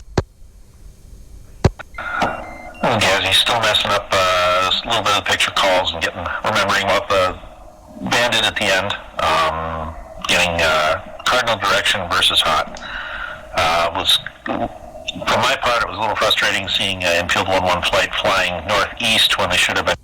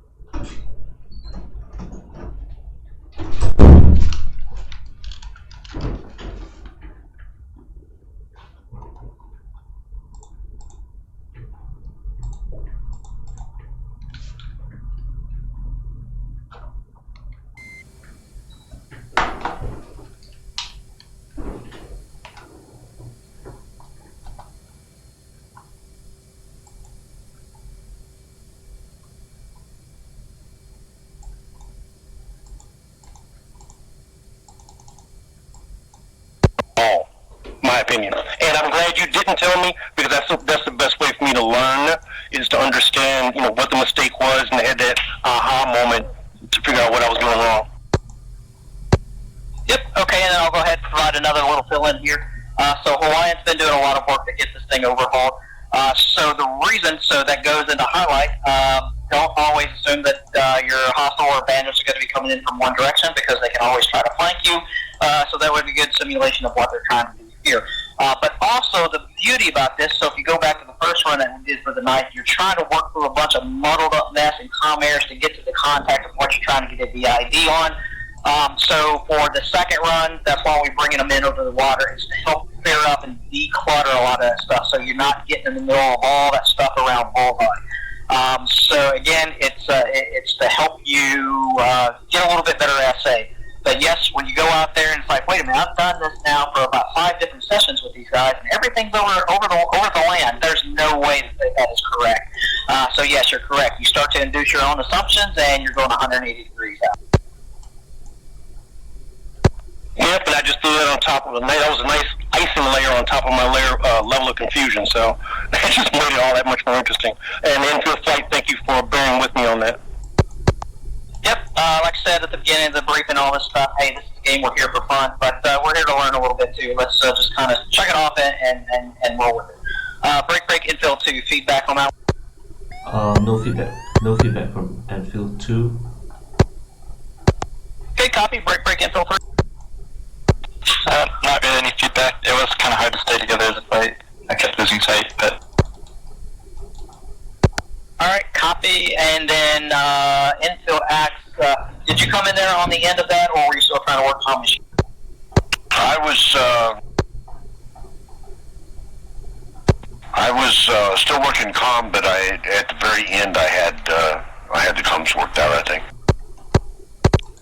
Okay, all right. So overall, then you probably weren't really following along what's going on. I was listening though. Okay. So any feedback from you? Sometimes that's the best place to be in. As just an observer and just listening. Anything from your perspective of what you saw? The only thing that I saw was I sensed the urgency in the AIC controller. He was trying to get everybody to commit. There was one call that there was like an 80-mile call, and I was like you on that first scenario. I was looking for somebody to commit on it. But other than that, everything seemed to be fine. Yep. Okay. So yeah, absolutely on the commit calls. So as AIC, we're kind of stepping back, keeping big picture wise. So that's why I go back and talk about what we said earlier. When you start getting down to the ranges, it's like, all right, you kind of need to take this commit here so we can get the good picture calls out there. Everybody's got the good SA. You definitely don't want to take a commit at 40 nautical miles and then you're trying to get all this information out there and then everybody's just birds. So remember those good early commits. I'm just on a left turn for Mother. They can come up here. All right, so for overall debrief from my perspective from the AIC, again, we went from a single group out there, which I thought you did really well on the single group, so now a little bit more advanced going to two groups range problem. So throwing a little bit more complication in there, so just think about it, you got to two groups range 20, and then anchor your lead group with the aspect and declaration, and then the same thing with your trail group, kind of with the altitude or the aspect and the declaration there. You don't have to anchor that trail group because again, all that's applied when you anchor that lead group and you give them a range separation call from that. But I thought you did really good. Just kind of remember, you did kind of throw out there, hey, okay, you didn't say two groups range, but you would say range, lead group, trail group. Just make sure you throw the two groups range out there. And make sure you tell them the number of groups that are associated with that. But overall, no really big feedbacks on that one. I thought you did pretty well. And as I was talking on the back channel there with Gazzy as everything's going on, it's never going to be 100% perfect. But at the end of the day, if you're getting the information out there and your fighters are able to understand it, it doesn't really, it matters, but it doesn't really matter what format it is as long as both of you know the same guy that you're going with. And I think overall that's what you're getting the information out. So yes, okay, maybe you throw a hot out there at the end of the declaration, that's fine. But that's why we're going to just keep practicing, try to get it in a nice standard format so that it comes in that same format every time and strike fighters always understand it. Now I am going to throw out some things out there. So we talked about the 180 degree going the wrong way. We talked about that. I'm not going to beat that up anymore. But something else to note here. So I'm going to kind of ding this on the infill flight here. All right. So the big thing between AIC and fighters, you always want to stay with the same names. That way between yourself and the fighters, you're consummating and you're going after the same group that you're talking about. So case in point, this was a two-group range, a lead group, and a trail group. All right, so when infill flight gets 180 degrees out and they're coming back and they're actually going in the right direction, so infill calls back and, okay, I've got tally on the first group. All right, so you're starting to get away from this standard common naming convention here. So now you've got a lead group, and now you're throwing a first group out there. You've got a trail group out there. And in reality, the first group and the lead group are the same thing. But it starts to induce some confusion in here, especially if you're getting more complex pictures out there. So stick with the common names that are thrown out there. And sometimes if you get a pop-up group, so if you've got a two groups range and you get another pop-up group, well, now that group is now called a pop-up group. So now you've got a lead group, trail group, and a pop-up group. Or it could be a third group. Whatever naming is provided by the AIC, that's the name that you're going to stick with, so you're making sure you talk about the same thing. So the other thing I'll throw out there from the infill flight, so I asked this question, we get it on, and it happens all the time. So does anybody know what the difference is between visual and a tally? So if I come up as infield 1 to Magic and I say infield 1, tally 2, what does that mean?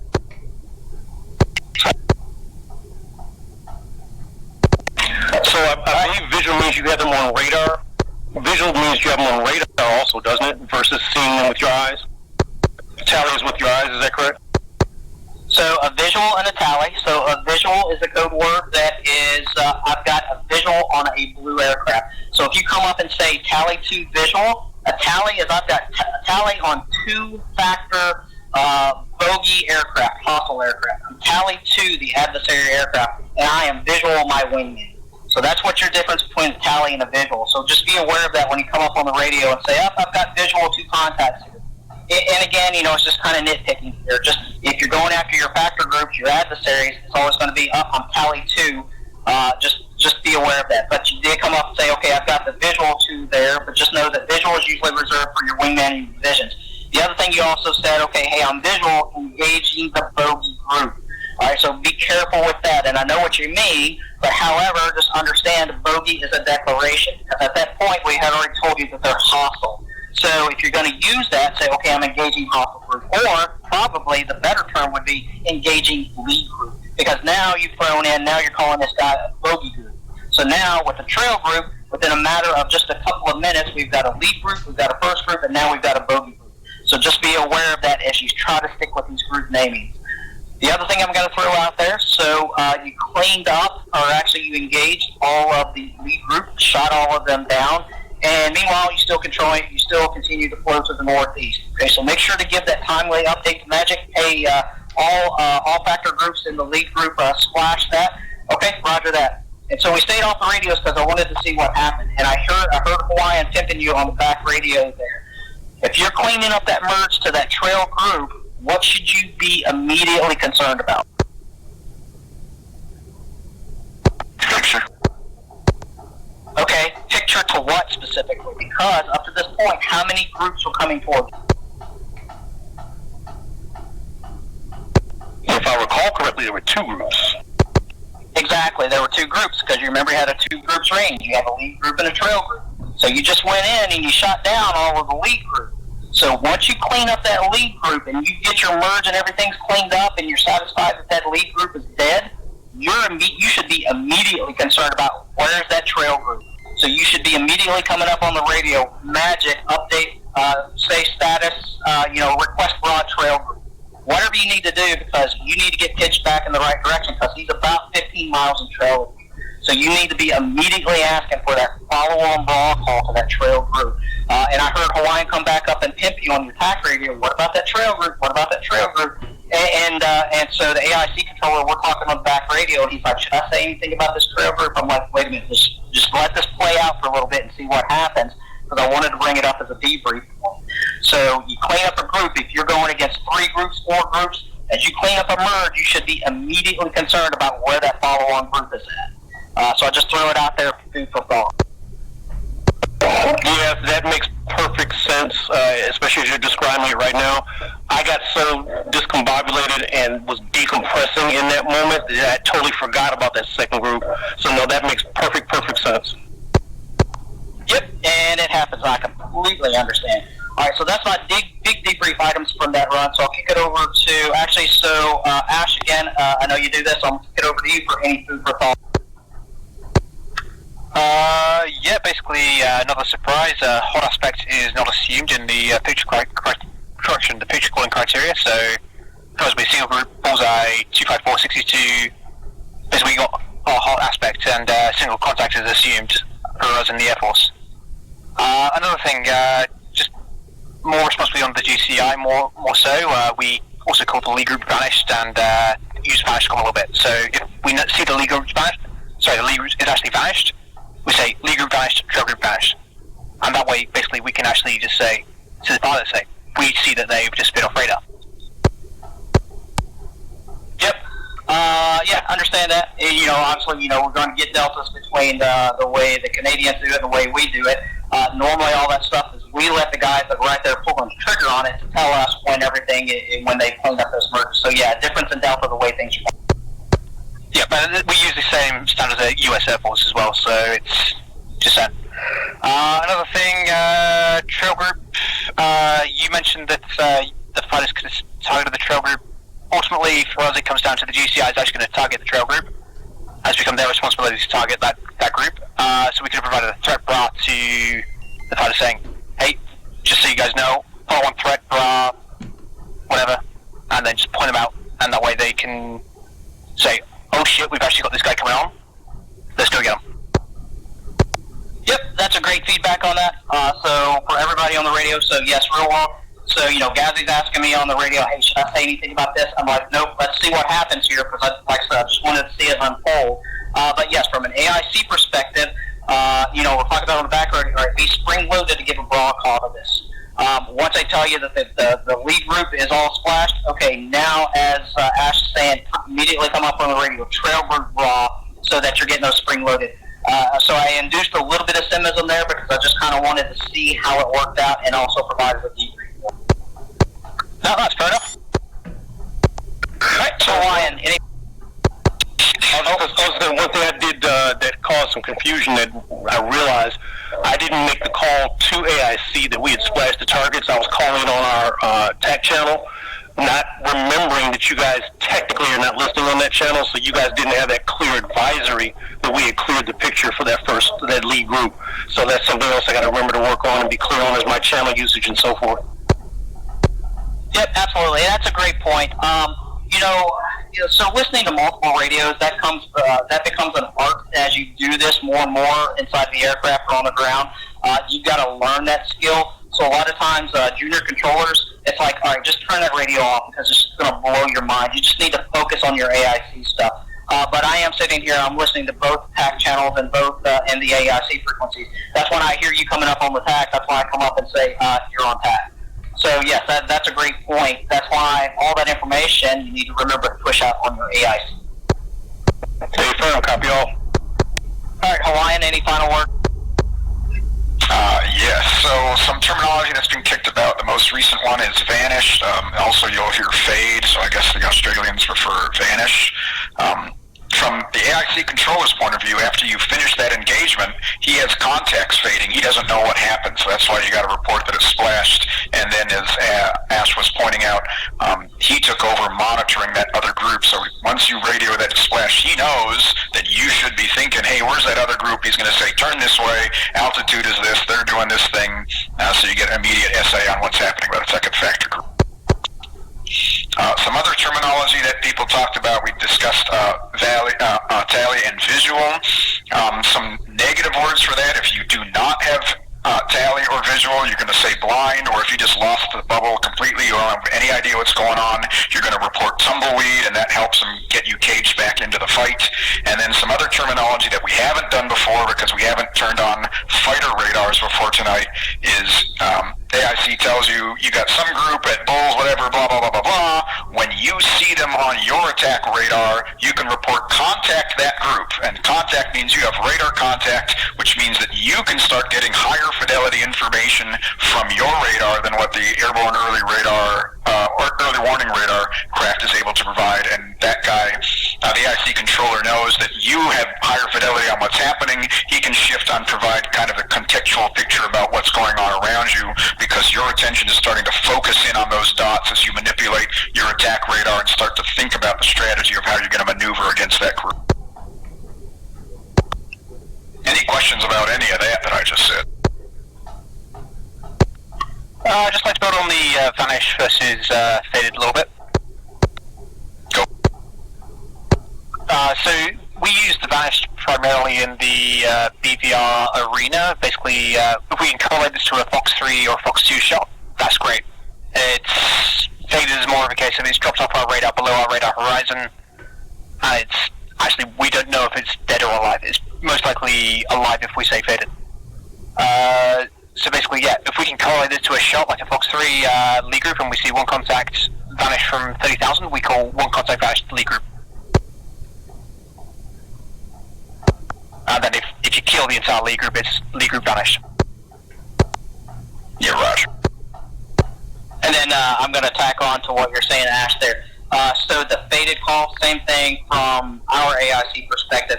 You got a good radar contact on the guy out there, you're getting it, and then he just disappears off your radar without any shots. It's the same thing. Hey, lead group faded. I'm letting the fighters know, hey, I had a good radar contact here, but now I just let off radar contact. Maybe he went down, terrain mass or something like that. But yeah, that faded call would be, I had a radar contact, but then I lost. But again, as I go back, we would always let the fighters always relay back to us and splash. again, they're the ones right there that got the higher fidelity update rate on. And it's also a little bit different here because we're doing everything within the visual arena as well. So it's going to be a little bit harder within the visual arena to make that declaration of exactly who was flashed. Exactly, yep. So anyway, for the pilots especially, all this discussion is giving you kind of a hint of what the intermediate and advanced classes are going to cover. And what about the terminology, Judy? Judy means that you, as the fighter pilot, have either tally or you have sufficient radar contact or whatever it is. You want the AIC controller to stop talking about that group. You've got it. Just tell me anything I need outside of that group. So you want to hear a funny story about Judy? As an AIC controller, you never want to get Judy on the radio. If a fighter guy tells you as an AIC controller to Judy, that means you're just overloading the radio. You're pushing too much stuff, and he's just telling you, get off the radio, shut up, I got this.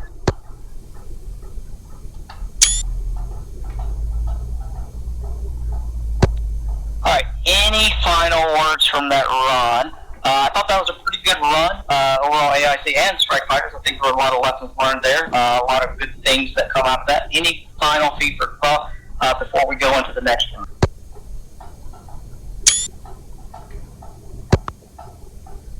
We're going to need to rejigger our numbering here because one came back.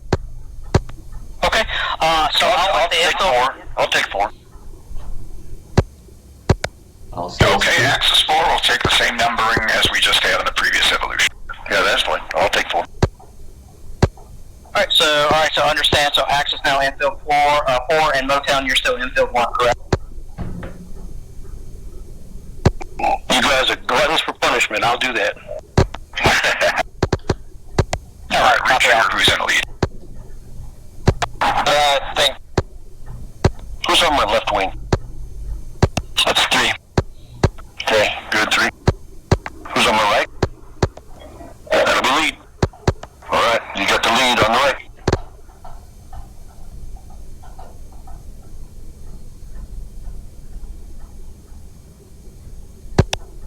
And when you guys are ready, give your check-in.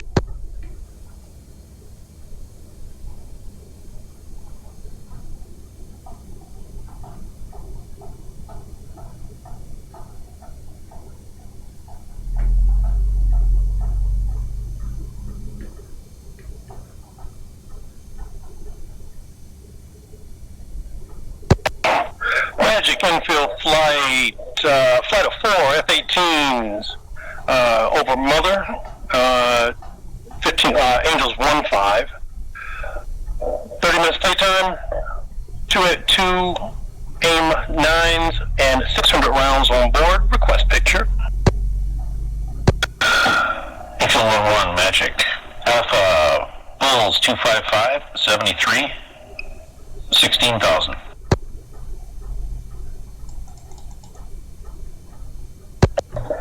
And good alpha check. Infield 1-1. Infield 1-1, Magic. Picture clean. Picture clean. Infield 1.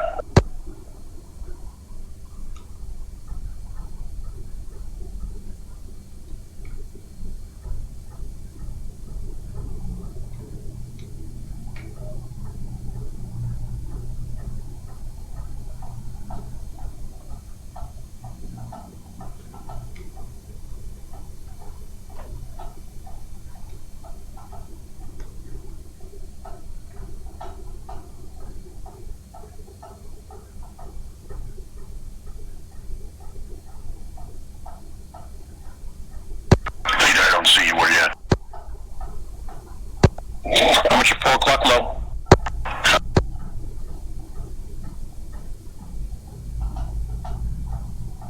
Okay, I'm going to widen out a little bit. I'll come in on the starboard side. Copy. Infield 1-1, Magic. Magic call for infield 1-1. Infield 1-1, Azimuth 20. 2 groups. East group, Raw 169, 79, 29,000. West group, 181, 88, 29,000. Tracking northwest, hostile. Flight meets at red spot. And infield 1-1 copy. Infield 1-1 commit. Infield flight, as I copy you at I'm at your 4 o'clock, turning east. Copy, turning east. Straight. 2. I got visual.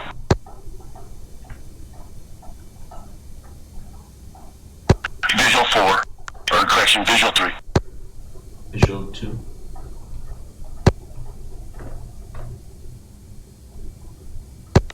A way to make the FA page on the Hornet go north up.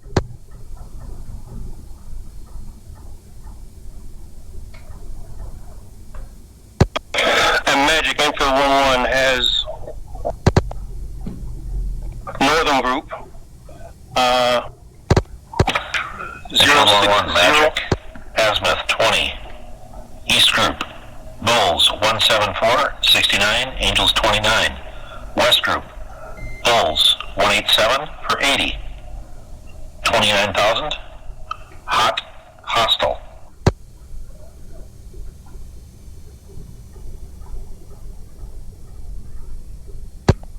And infield 1-1 copy. We'll commit on the East Group.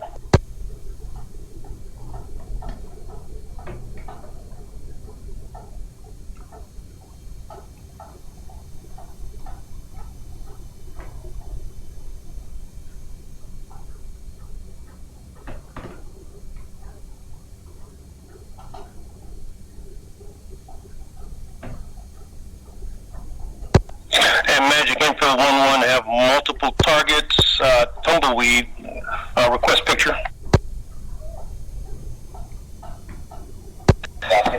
Infield 1-1, Magic. Snap 145, correction 153. Snap 153, infield flight. Infield flight, snap 153. 2.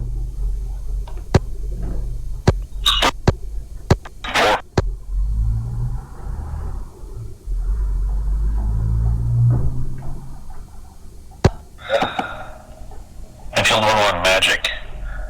Azimuth 20, East Group, Bulls 181, 59, 29,000, hot, hostile. West Group, Bulls 195, 71, 29,000, hot, hostile.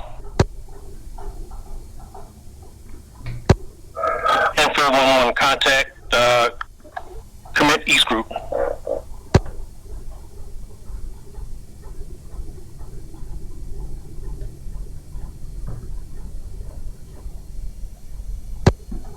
Infield flight, 2 groups, contact, radar contact, off of those. East, we'll commit to East Group. You're on tack. Sorry about that.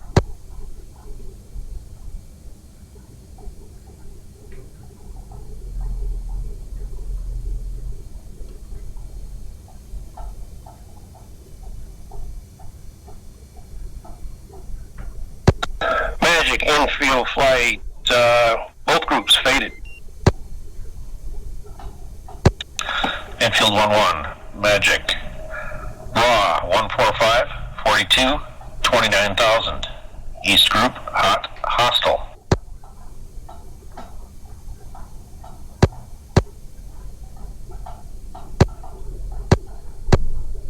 And Magic infield flight, commit East Group.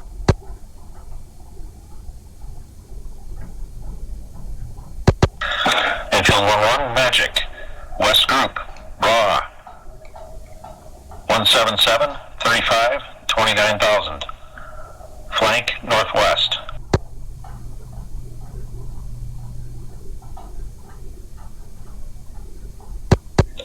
And infield flight copy.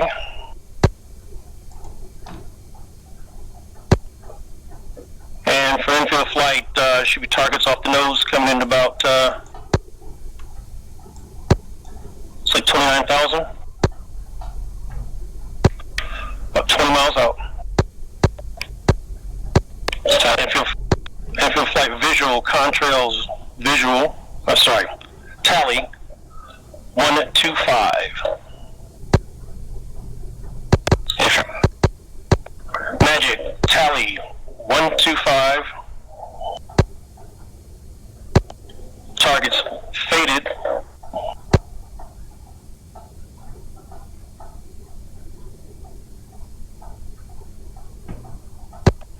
Infield 1-1, Magic, Bra, 138, 13, 29,000. Hot, hostile. Infield flight tally. Infield flight off the nose, 128, hostile. Engage targets. Force tower flight engaging. 2 tallies. 21. Force overshoot.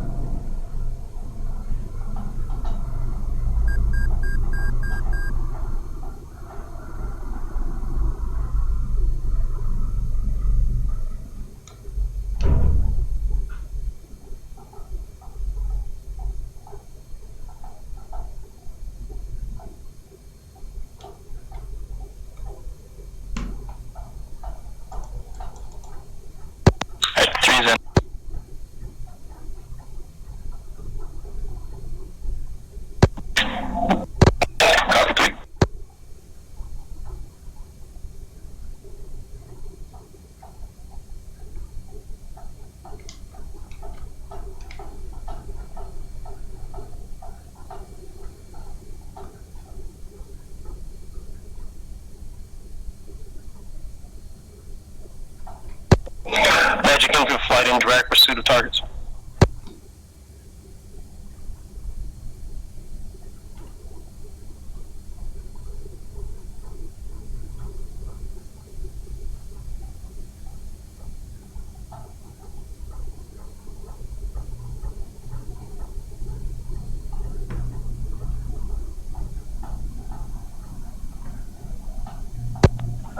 Infield 1-1, Magic, say last transmission. Infield flight in pursuit, drag pursuit of targets. Force cut 39 aft. Fox 2.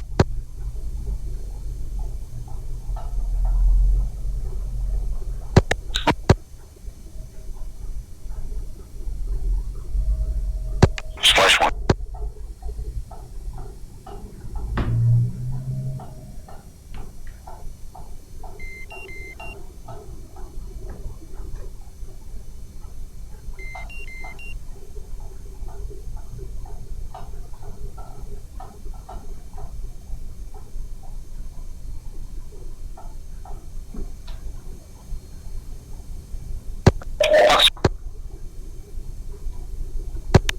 Magic infield flight. Splash. East. Magic. Splash east group. Thank you.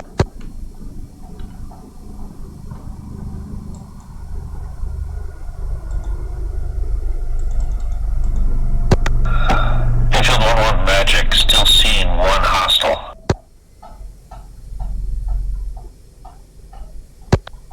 East down. East groups. Infield 1-1, Magic, Bra, 249, 19, 29,000. Flank northwest.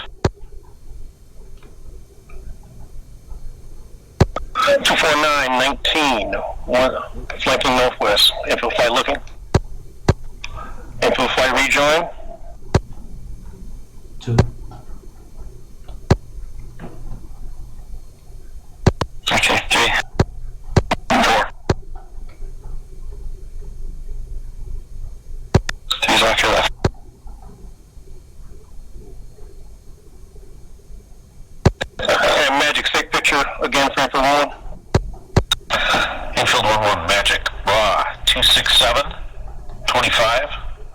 29,000.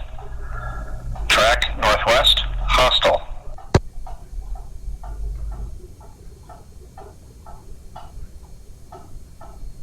So it's 265, so that's the right turn or something. Right turn, 267. Actually, I guess it is a closer left turn, but it's behind us either way. Yeah, let's come on. And acknowledge that call from Magic. And Magic, copy that. Looking for traffic. I got your right side. You can crank hard.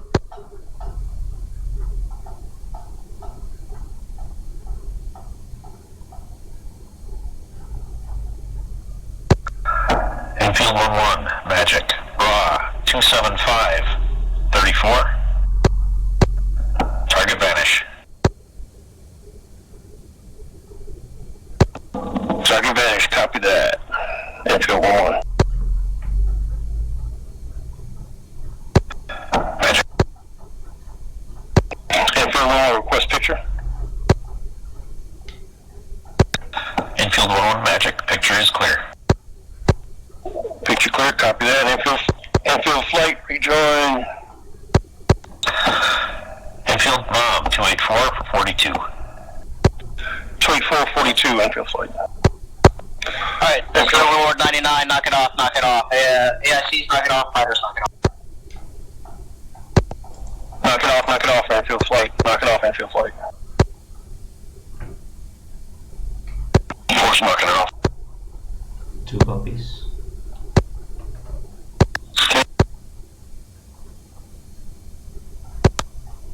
Alright, as you guys are proceeding back overhead, Mom, run overhead over 15,000. Gazzy, you got the net, go ahead and debrief. 1, this is 3, where do you want me on the... Yeah, still working on the general picture calls. I think I'm getting a little better on it. I keep forgetting the aspect and the declared hostile in this particular case. I messed that up a couple of times. When I was calling 2 groups, I didn't call the aspect on both groups. I just did it once. You got some second right side. Directions at 4 seconds on right. Because the infield kept going in the opposite direction of what I was calling. But again, that's on the infield flight. That's all right.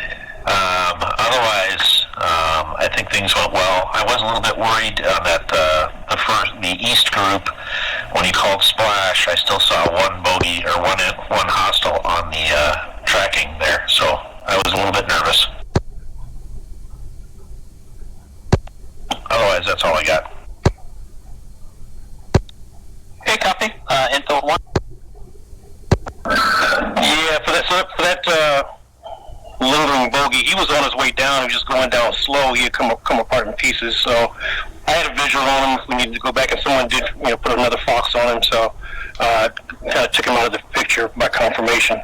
But thanks for that. So for me, again, jumping in that situational awareness, I don't know what happens in my brain as soon as that first call comes out. I forget how everything works. So I'm trying to reassemble the picture while remembering what was said. The other thing I'm also having problems with is remembering what each group of aircraft targets were called. East group, west group, lead group, trail group, all that kind of stuff. So when I get ready to make a call back, trying to do it in the proper way, I'm getting, I don't remember what it was. So a couple of times I've gotten a couple of cues in my right ear, which has helped, and stuff like that. So it's really, I'm in one of these situational awareness tumbleweeds, and I'm liking that term because it's very applicable to where my head has been often. So prior to getting the visual on the aircraft, there's been a lot of confusion on my part, just trying to get my head wrapped around everything. But I'm working through that piece by piece and slowly. It's going to take some more reading, training, practice, and so forth on my part. So I appreciate everyone's patience as I get my head wrapped around stuff. In terms of the calls were good. I tried to politely ask for help, and I was getting that response back and a little bit of information back. So from my perspective, I had no confusion in terms of what I was hearing. My confusion was interpreting it and remembering it. Okay, copy that. So let me ask you a question. How are you trying to maintain your SA for the initial calls that are coming out? And the reason I ask is because, the previous run and this one, it seems like you start to put your jet into 180-degree delta from the direction that you need to be going. So just out of curiosity, how are you trying to build that first mental essay as to where these groups are at? So I think what happens for me is my first picture is based upon, I'm trying to base that upon bullseye. And that may be my first mistake, because the first picture comes as a brawl call from me, right? Not off of bullseye, is that correct? No, the way it should come is, so let's just say you're out there on CAT. So the first calls should always come in from a bullseye format, assuming that the fighters, the adversary aircraft are a long way out. So you're going to do an initial broadcast call. So it should be magic 2 groups. First group, bull 18040 15,000, track north, bogey. Second group, bull 09015 30,000, track west, bogey. So that's how it should come out. And that allows you as a strike fighter to start to say, okay, there's 2 groups out there. You can look at your SA page or your spider card and start to write down where these guys are at. So that's the way the first call should come in. And then after that, and then the next subsequent call should say, okay, first group, second group. But then there comes a call, okay, either a recommend commit, which at that point the infield should either take the commit or not, or you as infield, as the division lead, you have the authority to take the commit. So if you want to take a 120 nautical mile commit, that is completely up to you as the lead of the division. So if you hear the first call, 2 groups come out and they're anchored off bull, if you want to say infield commit, all right, now at that point, now everything's going to be anchored off of a bullseye, so that you still maintain that SA, but then there's going to come a point at which it's going to get anchored off of your nose in a brawl format. And that's probably going to be maybe 50 to 60 nautical miles. There's no number set in stone, any of that. But the reason you want to stay as long as you can in the big picture bull broadcast call is because if you've got multiple caps that are out there, that broadcast bullseye call lets everybody know the SA to where those guys are at. But the moment that you go to a broad call, everybody else that's listening on that net that is not committing now loses SA to where that guy is at. So you need to listen for that initial call, and it should be coming out of the bull call. Now, probably what's happening on here is the initial calls are coming out from a bull, and you get going the wrong direction. And so we're talking on the back radio with the AIC controllers. I'm like, go ahead and give it to them in a broad call to get them going back in the right direction. Now, I'm going to throw it out there as a recommendation because I'll tell you, flying, doing the games here, flying the Hornet and all this stuff, I'm learning how to do the Hornet. So it is a completely different SA stop for me because obviously sitting in the back of a C2 aircraft, I can see 360 degrees, 50,000 foot, I can see all this stuff. But as soon as you get in the pointy nose of that strike fighter, you lose complete SA to everything that is outside of about 70 degrees plus or minus of your nose there. Now, one thing that has helped me out tremendously is on your SA page, do you have the bullseye displayed on your SA page?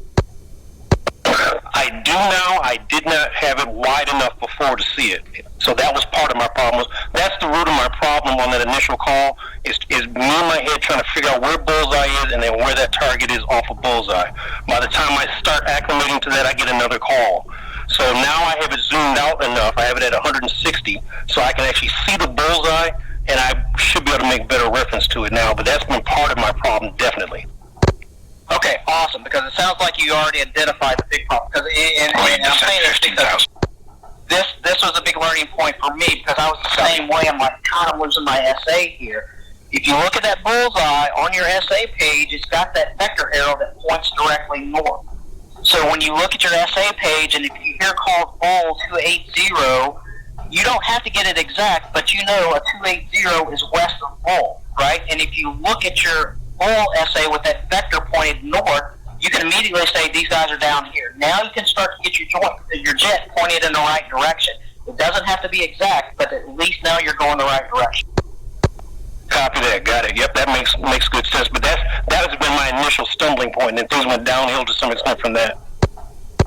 Yep, and that's going to happen. If you get behind the jet within the first 30 seconds, you are behind the jet the entire time. So So yeah, I just wanted to provide that, because of 2 runs where you get going the wrong direction. But that's, again, from how I've helped build my essay up inside, is look at that essay page and look at that bullseye and reference everything off that little north pointing vector. And quadrants, I'm assuming 0 to 090, that's northeast and all the others down to the south.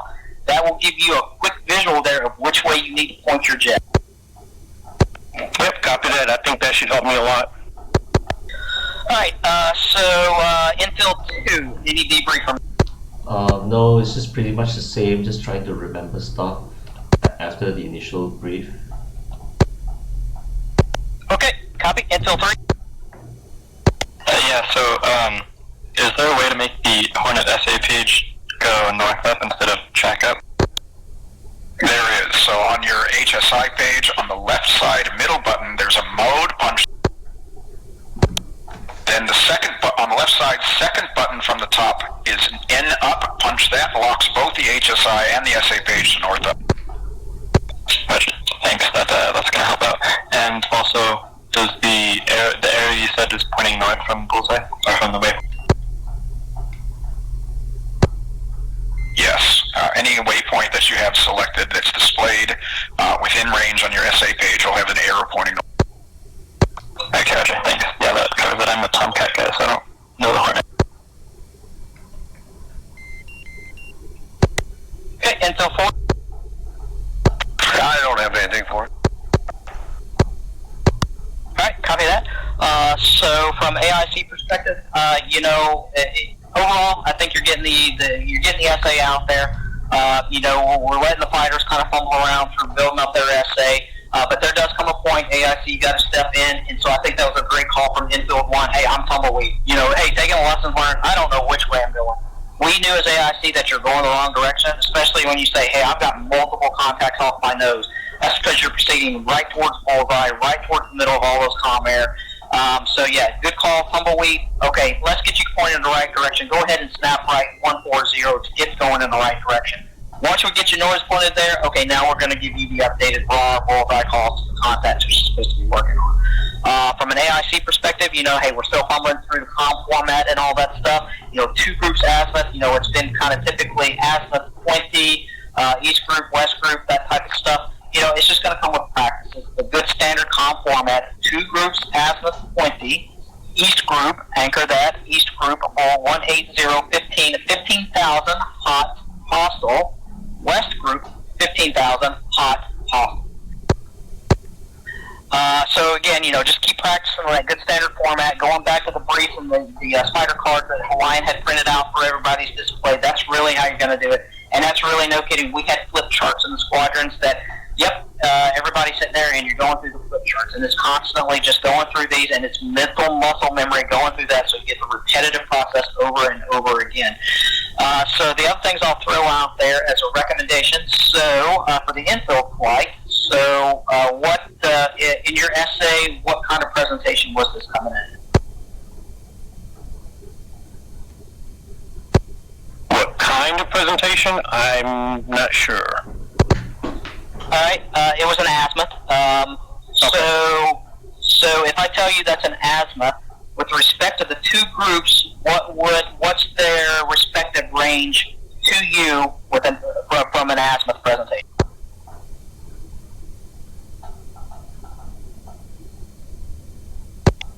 All right, so essentially, I guess what I'm asking here. All right, so when we say 2 groups, azimuth 20, all right, that 20, that's telling you 20 nautical mile separation between the 2 factor groups, between those 2 groups. Now, from a range presentation to you, that range should be pretty much exactly the same. So if you're saying that the west group is 60 nautical miles for me, if it's an azimuth presentation, that means that east group is going to be 60 nautical miles for me.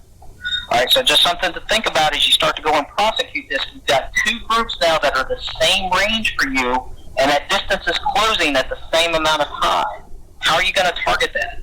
Because, and understandably, you kept guys together as a division on that one, because you're going to go after the one guy that you got everything on. You might want to start thinking about, okay, I've got 2 groups that are actually coming at me, and the range is the same between them. There's no way I can have 4 jets in the same piece of air, or the 2 different pieces of air if you keep all 4 jets, there's no way that you can target both those guys together. So maybe think about how you're going to target those 2 groups that are coming at you in the same range presentation coming towards you. It's easier for range because, again, you got a range separation that you can essentially go from group to group to group. You cannot do that with an azimuth. So something to think about. How are you going to target when you've got multiple groups coming at you that are coming in at the same range? Does that make sense? It does. So anytime I get an azimuth call, they are equidistant from me. That is, for most intents purposes, yes. Now, you can get into some echelon components, and we're not even going to go into that. But for all intents and purposes, an azimuth, if they maintain straight and level towards you, an azimuth presentation is going to be pretty much about the same distance from you. Copy that. So in that case, I may want to divide up my flight to take the east and to take the north group, or whatever the case may be. There you go. Yep, absolutely. There's nothing wrong with splitting up your division. Copy that. And so I have a question. For azimuth and range and stuff, is that based off of your position or the bullseye's position? The ranges between the distance between the range and the azimuth is relative to your adversary aircraft. So if I tell you it's a range 20, that means it is 20 nautical mile separation between your 2 factor groups. Same thing for the azimuth. That distance is relative to the 2 factor groups. He's asking what the origin is when you're determining if it's range or azimuth. Is it centered on the aircraft's group or the bullseye? I think what you're asking then is it's going to be what's the presentation to you as the fighter's nose. Okay, gotcha. Does that answer your question? Yeah. Alright, copy all that. So those are the big debrief items that I wanted to throw out there. Ash, any feedback on that? Nothing for me. Is ordering coming? Alright, copy Hawaiian. One thing I forgot to mention last time, because there was just so much to cover, but Motown stumbled into that, is you had a target that was on your radar and then it disappeared and you called vanish, or I think you called fade. When you lose contact or you otherwise don't have contact anymore, right? Because we talked about you're blind if you don't have tally and all that. The negative of you don't have radar contact is clean. Clean, C-L-E-A-N, is that correct? A-firm. Copy that. So if you, for whatever reason, lost radar contact, you're going to call Magic, Infield 1-1, West Group, clean. Okay, copy that. And part of the reason why you lost radar contact is intentional. The way those flights were set up is they were up high. So on top of all the other stuff you're doing, because we added radar to this complexity, you have to manipulate your radar elevation as well. Yeah, as soon as I made that call, I looked at my radar elevation, and it was actually pointed down lower than it should have been, and I raised it back up, and that's when it popped back up on radar. But my thought was, well, it's still okay because I called for backup, so to speak. Hey, I don't see him right now. Oh, it's my fault, but also I'm getting feedback from Magic to clean, to straighten me out. But he was calling hostile, and he was calling at Angels 2-9 from the onset. What I would have done as the flight lead is I would have brought us up to at least 2-9, maybe 3-0, so we would have had altitude above. Because he was calling both flights at Angels 2-9. Did everybody copy that on TAC? Yes, I'm sorry, it was on time. Yep, that's okay. April. So yeah, all these things are hinting at kind of the beginnings of tactics, right? And you can see that you get overwhelmed with all just the basic tactic stuff. And so that's kind of why we've been running with radar off up to this point, is you need to get kind of solid on just building the mental picture before you start throwing in, adjusting your altitude, because you got to manage your energy and split your flight and adjust the elevation and who's covering what airspace. Hey, second element, you take the airspace below us, I'll scan the airspace above us. What's happening? Oh, there's a pop-up route, right? It gets real busy real quick. Yeah, that's very true. And like I said, for me, trying to get my head wrapped around that initial picture, that was my primary focus, and I know how you can get tunnel vision on different things, and I definitely got that there. As soon as I made my initial move in the airplane, left or right, whatever I roll my wings, I remembered that I had other things to negotiate and deal with. I was checking for my flight, but I still was coming back to, okay, am I going in the right direction? I'm still kind of semi-tunnel visioned on that. But you're right on, Ryan. There's so many things to consider, remembering the right call words, remembering what was called to you, figuring out the picture, remembering the flight, distributing them, being strategic, altitude, airspeed, management of weapons, all that kind of good stuff. And it's just going to outright take practice to get accustomed to doing that. Well, it's like we always say, Steve, it's aviate, navigate, and communicate. And if you remember the very first time that you were flying in the pattern and ATC was talking to you, it's like learning through a fire hose. And eventually it'll come to you where you'll get the bigger SA and the picture will just start opening up for you. Yeah, and the bricks are falling in place, particularly in the debriefs. I'm getting to understand some different things. I'm looking right now at my SA page, and I'm looking at Bullseye, looking at that arrow, and I'm just saying, okay, there's something over there. It's at 270 off of Bullseye. So I'm trying to kind of put that picture together. I'm imagining scenarios. So it's starting to gel into something. Not saying I'd be that much better at it, but at least I'm starting to understand what the tools are and to some more extent how to use them. It is overwhelming. I thought I'd have a decent grasp on it when I took lead the first time, but that first call, for different reasons, I was totally like, what? So, but it's gelling. Alright, that's all I can say. Slow, dry cement. There you go. You got to build a foundation, though, right? Absolutely. All right. So what we're going to do, we'll do one more run. It's getting about 10:30. But what we're going to do is we're going to switch over. Ash is going to do this next run. So again, I'm not going to tell you what the presentation is going to be. So just kind of listen up, and we'll go ahead and we'll do the final run. We'll do a quick debrief on this one, and then at that point, we'll just overall knock it off and meet back in Discord for big final debrief items. So this will be our last run for the night. Copy.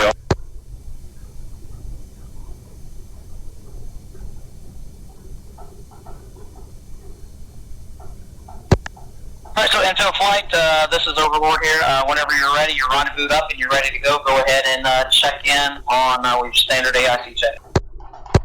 Copy that, will do.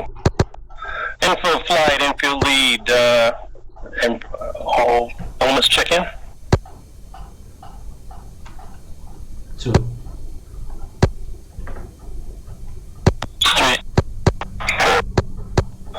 Copy that, infield flight. Everyone checked in. Is everybody green jet? Everybody ready to go for the next evolution? 2. Please ready. First green jet, we're ready. All right, copy that, gentlemen. And bear with me. Thank you very much for everything, and let's have some fun. Let's rock and roll. And Magic, infield flight, 4 F-18s over Mother, orbiting Angels 1-5, 2 AIM-9s on the wingtips, each aircraft, 600 rounds, and requesting picture. 30 minutes playtime, request picture. Airfield Water 1 Magic, have you 5x5 radar contact Bullseye 25974. Recommend commit 2 groups azimuth 20. East group Bullseye 16687 29,000 hostile. Christian bogey 2 contacts. West group 29,000 bogey 2 contacts.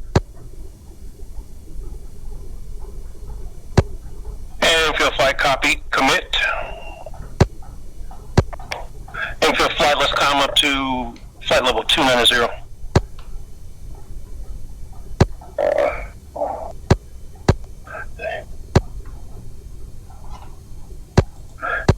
And infield flight, let's take a heading of 130. 2.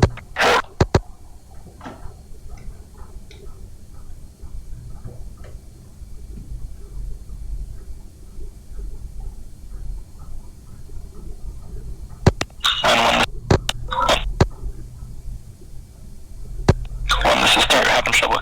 Keeping up. Copy that, let's bring it back. Infield flight, bring the turnaround to 080. 2.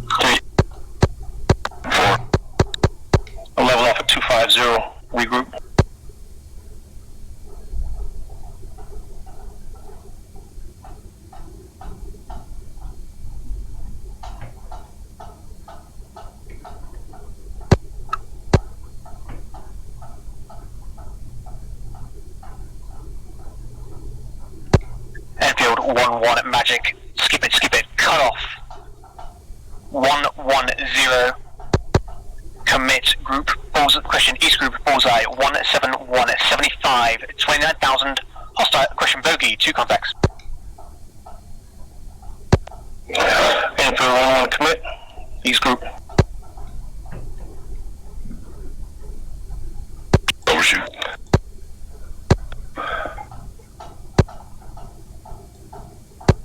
Copy the right turn 110. Correction 095. Right turn 095.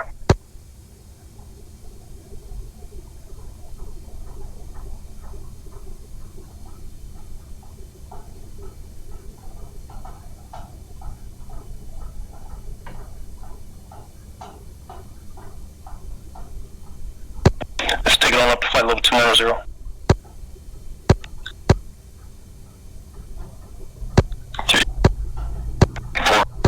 2. Enfield 1-1 Magic, right 125. Right 125. Right 125. 2.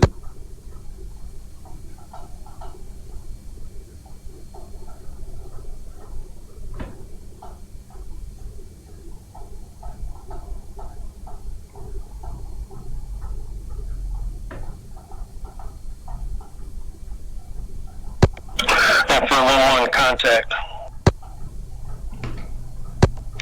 Enfield flight contact 140, heading 140. You're on attack.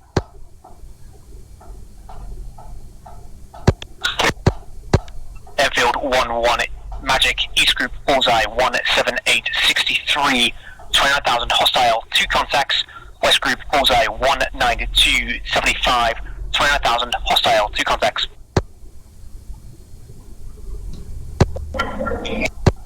Copy that, Enfield flight commit. Enfield 3 and 4, we have one group, we have 2 groups ahead of us, so I'm slow down, 2 groups. If Enfield 3 and 4, if you could take the East group, and Enfield 1 and 2 will take the West group. 2. 4. Do you have the pulse call for the East group? 4's got a tally.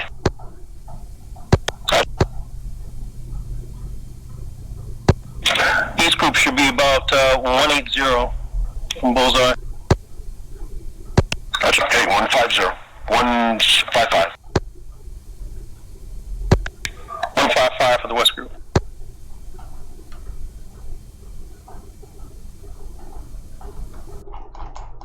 Okay, 3 is coming on the East group. 3, I got your back. Go ahead.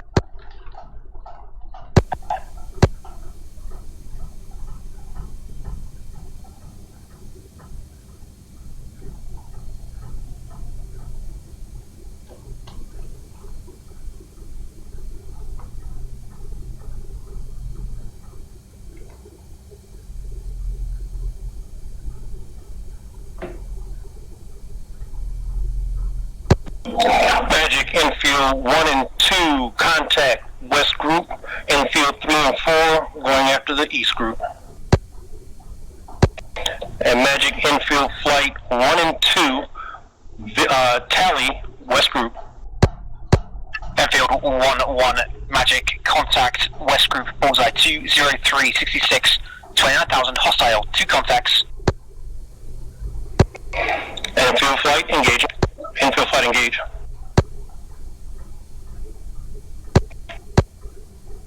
Magic, Enfield 3, committing on the East group.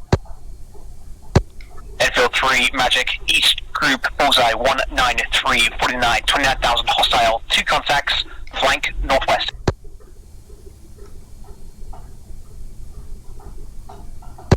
Enfield 1-1 Magic, merged, 2 contacts, 29,000.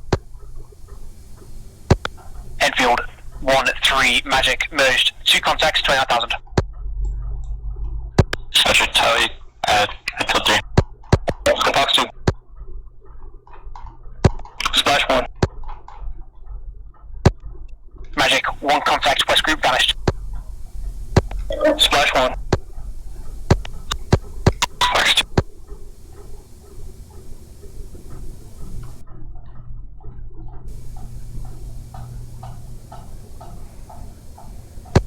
hostile left force got aim knives on. Good hit. Fox 2. Magic, East Group, 1 contact vanished. Enfield 3, splash East Group.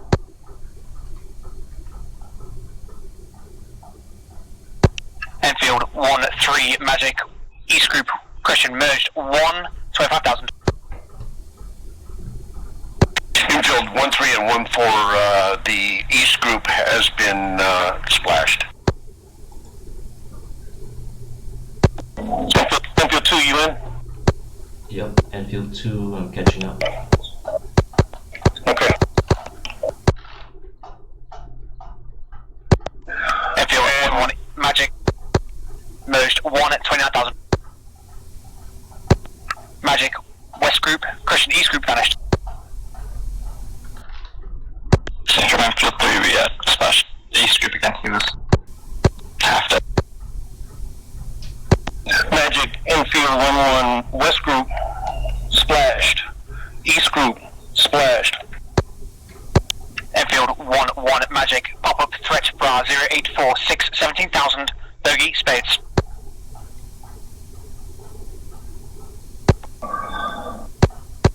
Enfield 3, Enfield 4, pop-up group, 084, bullseye. You guys take that or you rejoin? Enfield 1-1, Magic, pop-up threat bra 0934, 15,000, bogey, spades. 28,000, 1-2. 093, Enfield 1-1, Magic, merged 14,000, bogey, spades.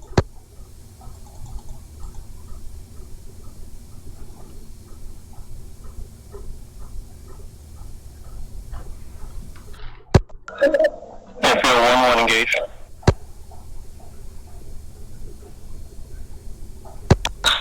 Four, this is 3.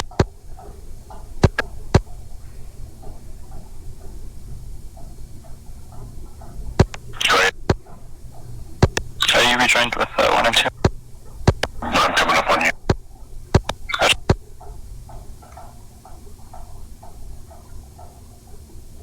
You're in the right turn. Anytime I just leveled up. Copy that. Alright, 99, this is Overlord, knock it off, AIC, knock it off, fighters, knock it off. Knock it off, Enfield flight, knock it off.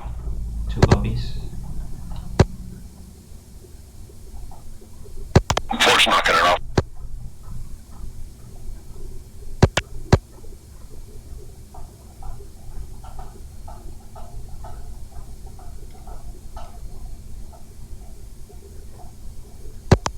Enfield 2, Enfield 3, pigeons to mom, 30042. 30043.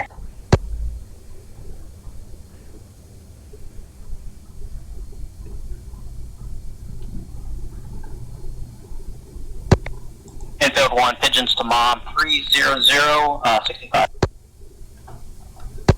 30065, Enfield 1 and 2. 30065 to mom. Copy. 2.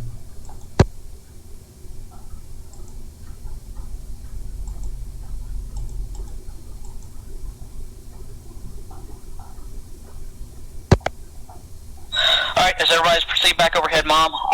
So that was the last run for the night. But we'll do a quick debrief, same thing we've done for the other ones here. So I'll go ahead and kick it over to Ash as a controller. Break, Ash, you've got the net. Copy, couple of spares for myself, for the merge with the West Group, should have maintained the merge with the hostile as well as the pop-up group. We move to Discord? Are we moving to Discord? Negative. No, not yet. We'll just do it here real quick. Copy that.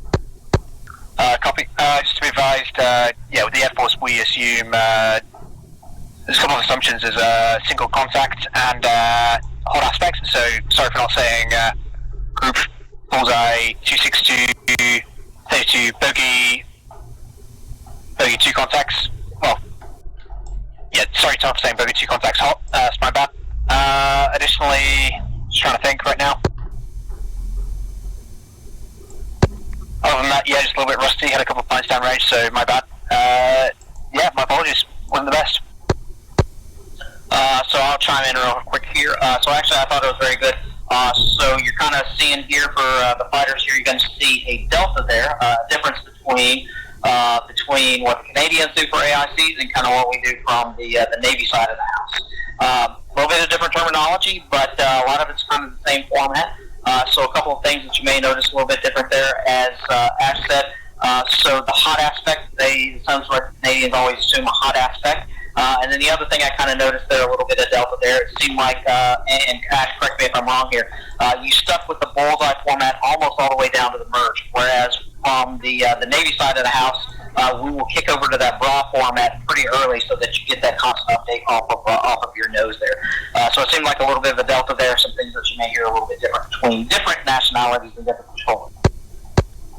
Yeah, for us, for me, it felt like a bit of a declare. So in order to actually get hot shots on, for a declare, you need to have a valid bullseye within plus or minus 3 degrees, plus or minus 3 nautical miles. So for me, when they said contact each group, was like just to give them that extra, basically give them the extra info that they needed to actually take the valid shot, well, the actual legal shot, so they could actually prosecute the target. That's why I went bullseye there. Yep, absolutely, and that's a valid point. So what Ash is saying there, and this is the same thing from the Navy side of the house. So whether it's a bullseye or whether it's a bra call, so the important thing, because we always drive the declarations: is it a bogey? Is it a hostile? Is it a bandit? What can I do with this guy? But the important thing is you got to make the correlation between what AIC is calling and what you as a strike fighter see on your radar. So as Ash just pointed out, typically, and so it seems like from their perspective, your correlation has to be within 3 degrees and within 3 nautical miles of the call that's being made. So if that is falling outside of what you're seeing on your radar page, then you're possibly talking about 2 different groups. So that's why it's very important, one, you establish that alpha check at the beginning of the check-in, so you're making sure you're using the same reference point. But then also, 2, they can go back and do that correlation on your radar page for what AIC is calling. So that is extremely important to know. So a couple points on that topic. Number one is I don't anticipate covering that detail until late intermediate, beginning advanced. And number two, for people to be aware of, the bull's coordinate that's given from lot ATC is about 7 or 8 degrees off from what you're getting in-game. I think that's a bug with lot ATC. Yeah, I noticed that as well.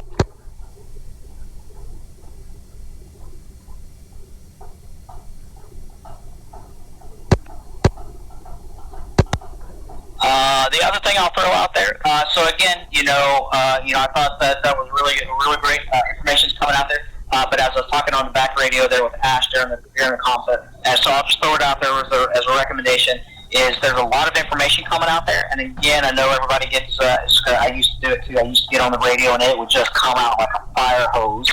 And people are like, slow down, because we've got a lot of this information that we've got to process. So again, Ash, I just throw it over as a recommendation to you. Just maybe slow down just a little bit on the radio, because a lot of the information is coming out there very, very quickly. And I know for some of these guys, it's probably just going to blow their minds when it's coming out there. Just a recommendation is maybe slow it down a little bit on the comms to allow your fighters to comprehend and understand a little bit better what you're saying.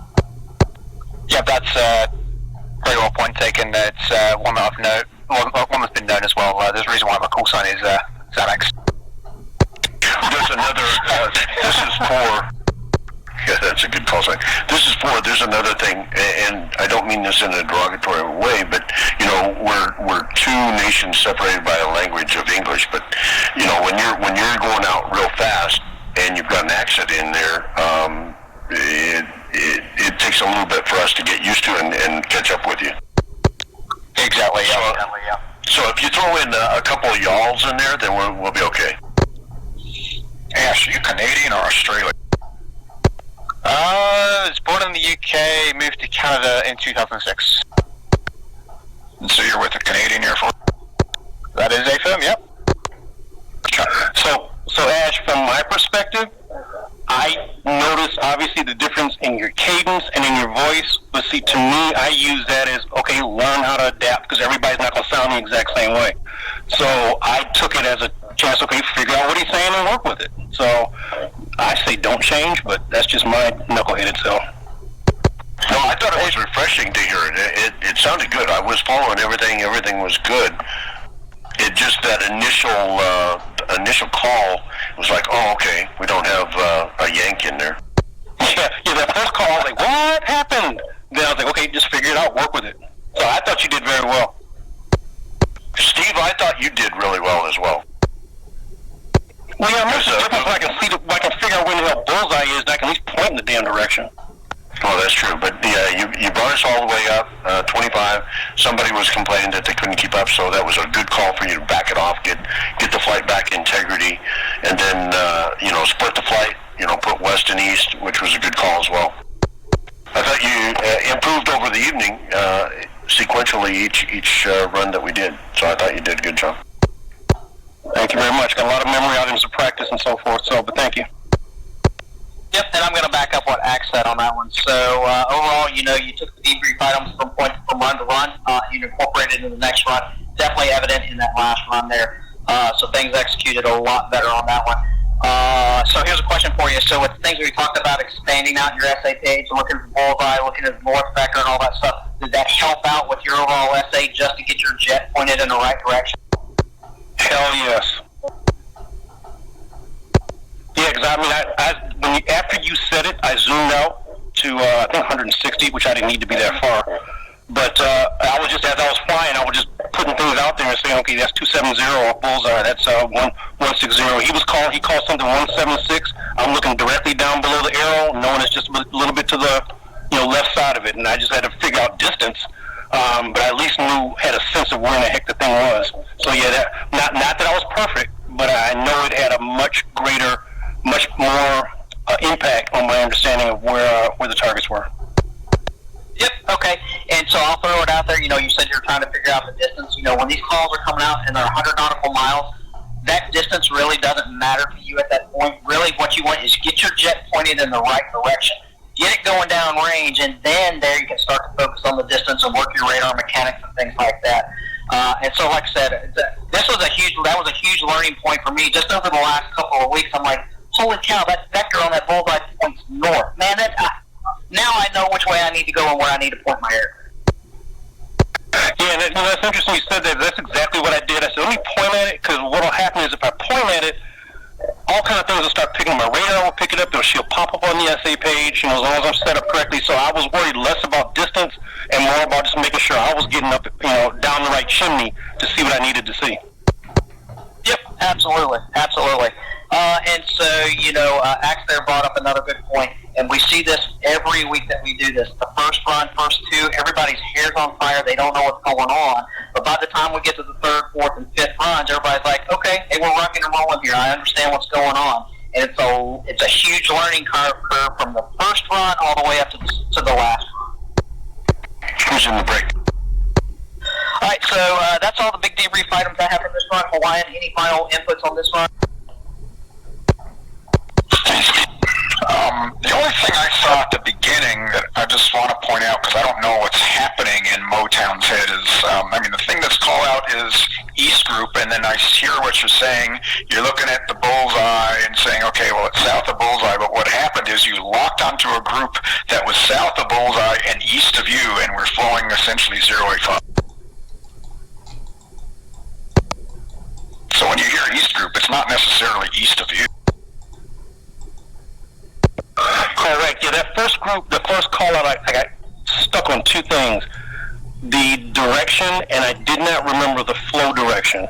And so the first thing I saw, I said, okay, well, there's something showed up in that approximate area. Let me call on that. And for some reason, I had some sort of confidence that somebody would correct me. Which is not the way to go, but that's where my head was when I first took over that one. Again, though, the flow direction may have been, just a different way of doing things. Airport saying, hot's assumed, and then the Navy going, yep, continue hot. So you had no idea where it was going. So that's fair enough. Thanks, Cliff. So anyway, the last comment about all that, because it's happened a few times, is that essay page is dangerous if you don't have exacting idea about where the aircraft or the threat group is, because you just bite off, oh, I see a thing, that's the thing I want to go after.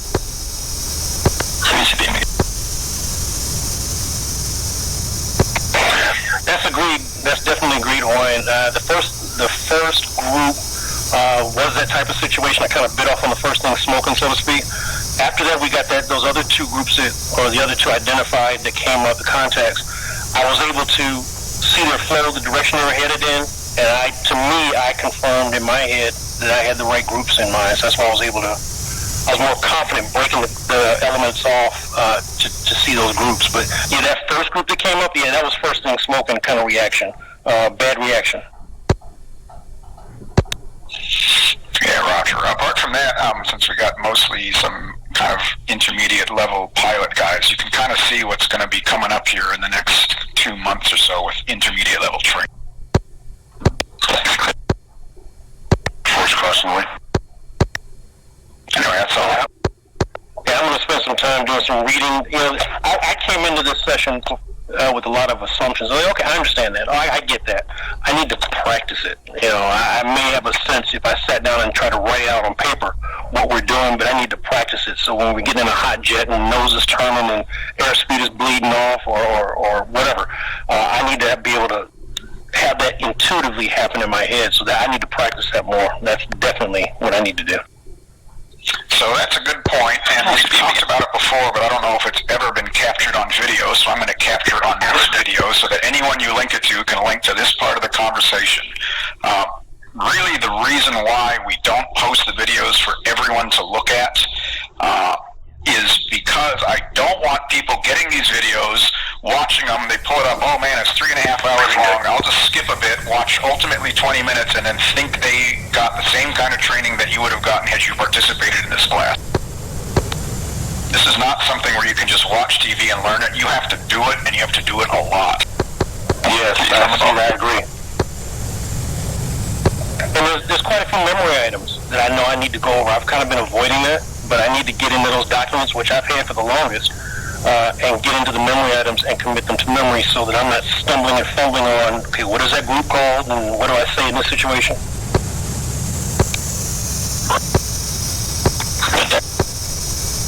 Good job. Welcome, Bo.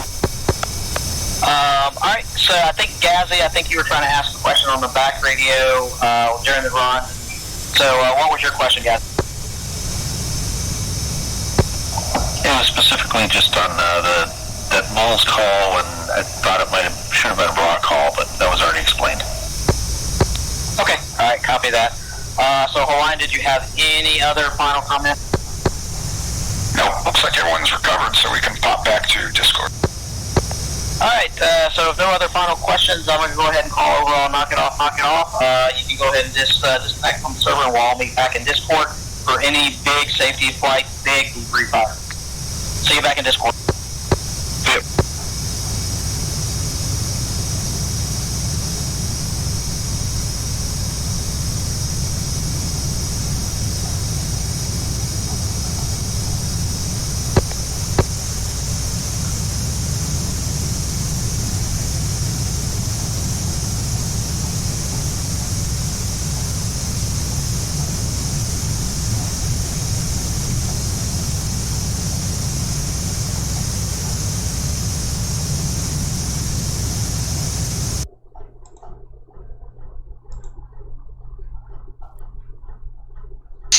Just waiting for one more.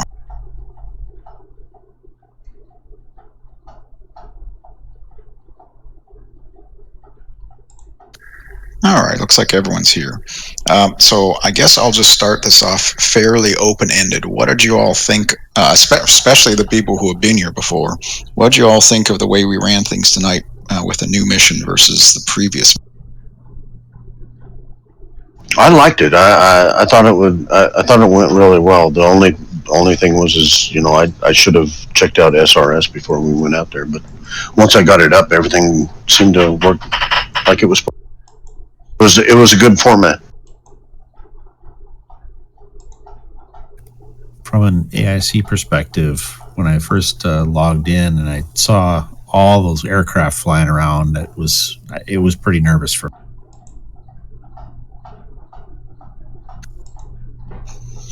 Yeah, so Fa and I were actually just discussing that before we kicked off tonight. So one of the things that we're thinking of doing, certainly for the intermediate and advanced level, but even at the beginner level, is to just pull out all those aircraft that are turning around and just spawn a particular scenario. You know, here's azimuth, here's range, here's an echelon, here's two groups. One of them's azimuth, one of them's four groups. One of them's two group azimuth, one of them's two group range. Would you guys prefer something like that? I would definitely say that's how we train up here, is not per se the guys already in the air, it's the guys actually just popping up in away from the forward edge of the battle area and just coming in at you, cross the commit line, cross the hostile line, and then come at you into the commit zone. So probably the best way to do it.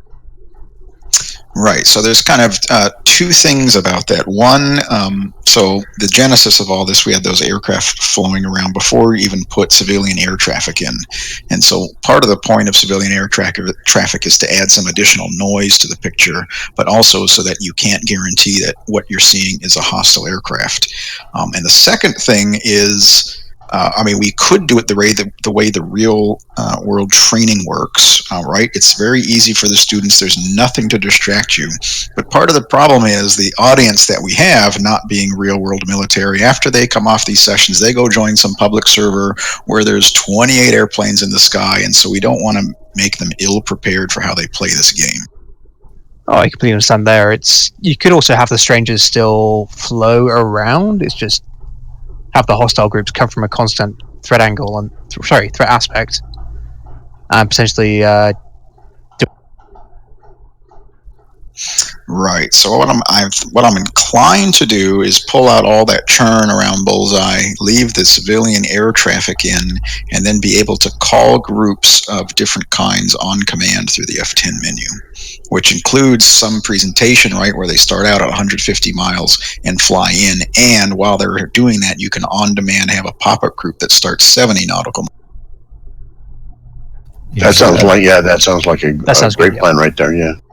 Yeah, and so as someone that's done this before, I was susceptible on that first evolution that I led of falling into the habit of what we've done before, of assuming things were going to come from a certain direction. My personal non-military background experienced feedback is to have it continue to be random, because that way it keeps us thinking versus getting into a groove or into a pattern. Especially for folks like me that's learning. I know in the first two classes that I did, we actually had to go out there, grab or get close to the target to VID it. In this session, we're actually getting that initial it's hostile call, so we know to go hot and heavy after it.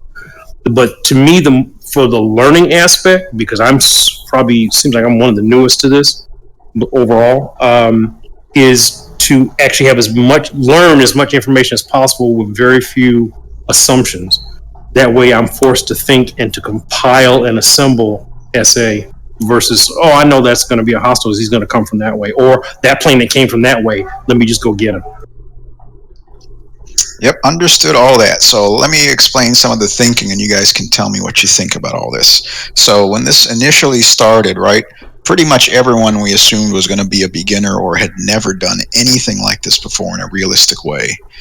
So we didn't have a lot of room for variability and skill, and especially didn't have people who would be advanced skill, but that has changed now, right? So you guys are ready to move from beyond a simple group that doesn't react to you at all. You can pull up, you can VID them, you can take all day, nothing changes and whatever. Now you can get some fast movers. Some of those groups are up high, moving at nearly Mach 1. They react to you when you fire on them, those kinds of things. Number two, we ran it in the Caucasus map because it's free, right? We can't guarantee that everyone has the NTTR or Persian Gulf or in hopefully a few months Syria and Afghanistan and Falkland Islands maps. But part of the problem with the Caucasus map is it's difficult to find a place to stick kind of the center of everything, right? The bullseye that is still somewhat realistic, right? You could stick it over the borders between the two countries, but then you have the mountains in the way down below. You didn't want to have to deal with that. You could put it more towards the coast, but then you have the big open ocean, and new pilots get disoriented when there's no land features to look at. So kind of a preview, the intermediate level map is going to take place in the Persian Gulf, and bullseye essentially sits right on the top of that peninsula there, just south of the Strait of Hormuz. And so the activity essentially comes from three directions, with the southern quadrant being the blue side. What do you guys think of that? I understand using the caucus because of the logistics of it being free and everybody has that available. I would have liked to have seen, or in the next one, I would like to see like the NTTR or the Persian Gulf. It just presents different challenges, if that makes any sense. True, right? So yeah, that is the goal. Is I think we're going to keep the beginner and the caucuses just to not have that price barrier. But if you get to the intermediate level, you were serious enough about the game or this training to have bought that map. We'll take a look at what Syria and Afghanistan and Falklands and whatever else comes out looks like. We'll kind of reserve those other maps probably for the advanced level. But getting back to the point that Motown brought up, you'd like it to be random. So with the Persian Gulf map and having essentially three quadrants, the east, west, and northern quadrant off that peninsula, it allows us to have much better random, and you don't get conditioned like he was in the beginning of this one, where the contacts are always going to be east of you. You don't know if it's going to be north, if it's going to be east, if it's going to be west. It could be east and west, and now what are you going to do? You're going to split the flight up. So that's what we're going to start doing at the intermediate level. Copy that.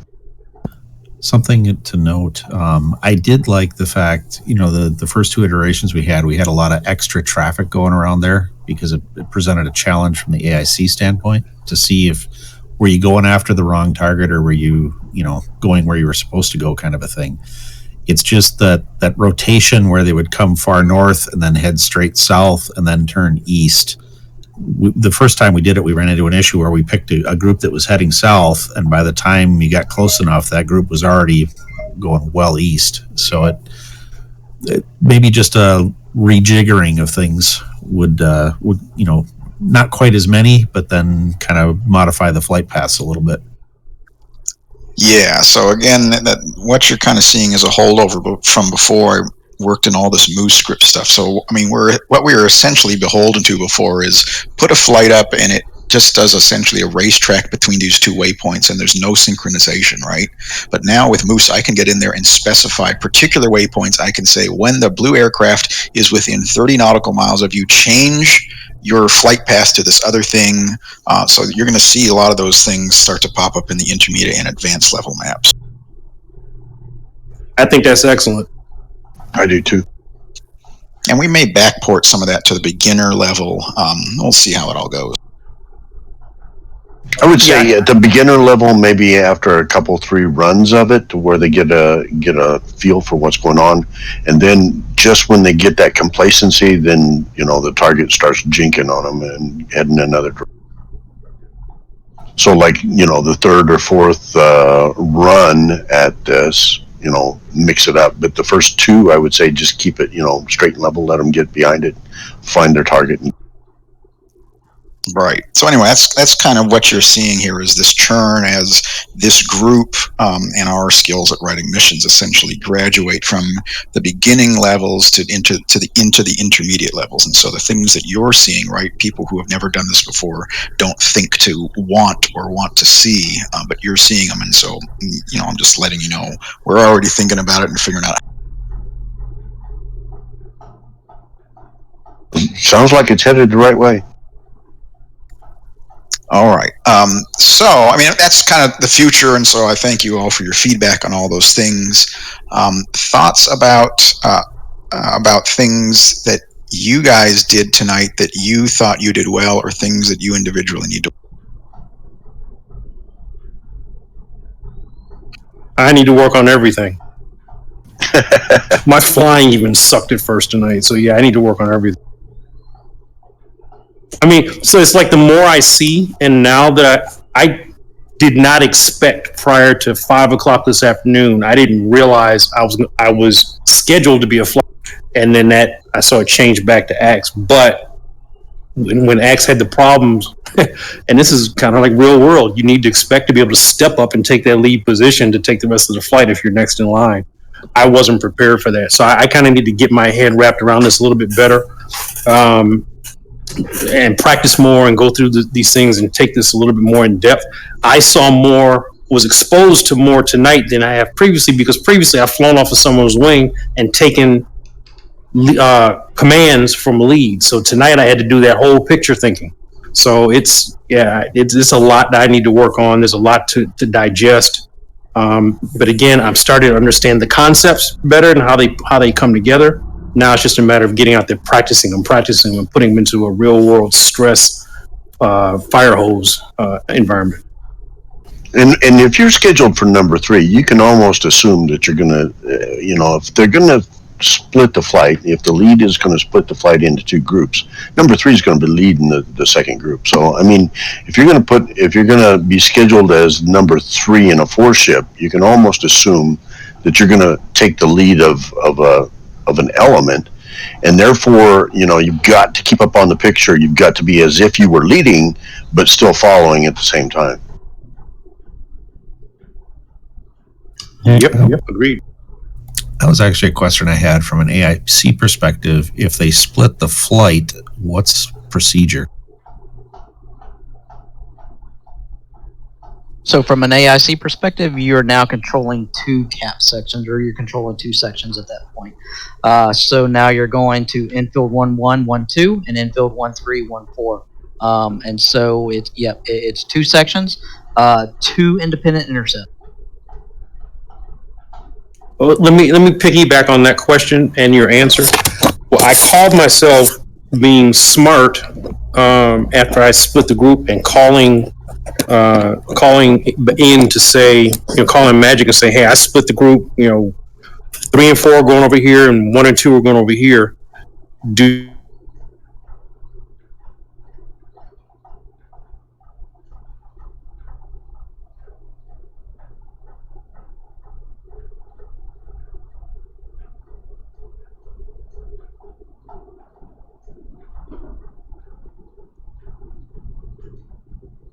Exactly what Axe said. So, real world military, so you've got a division. Division is 4 aircraft. Section is 2 aircraft.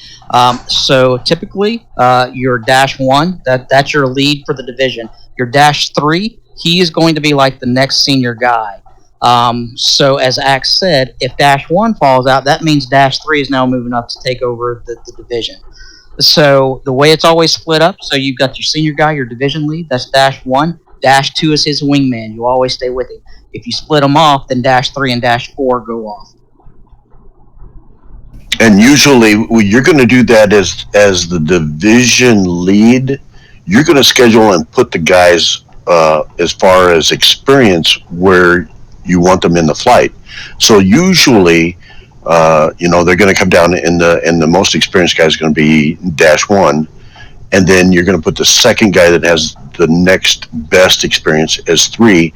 2 is usually a junior grade guy that's he's up and coming, hasn't quite gotten his flight lead or IP qual yet. So and so is 4. So basically, you're handling a 4 ship, but in essence, you've got two ships.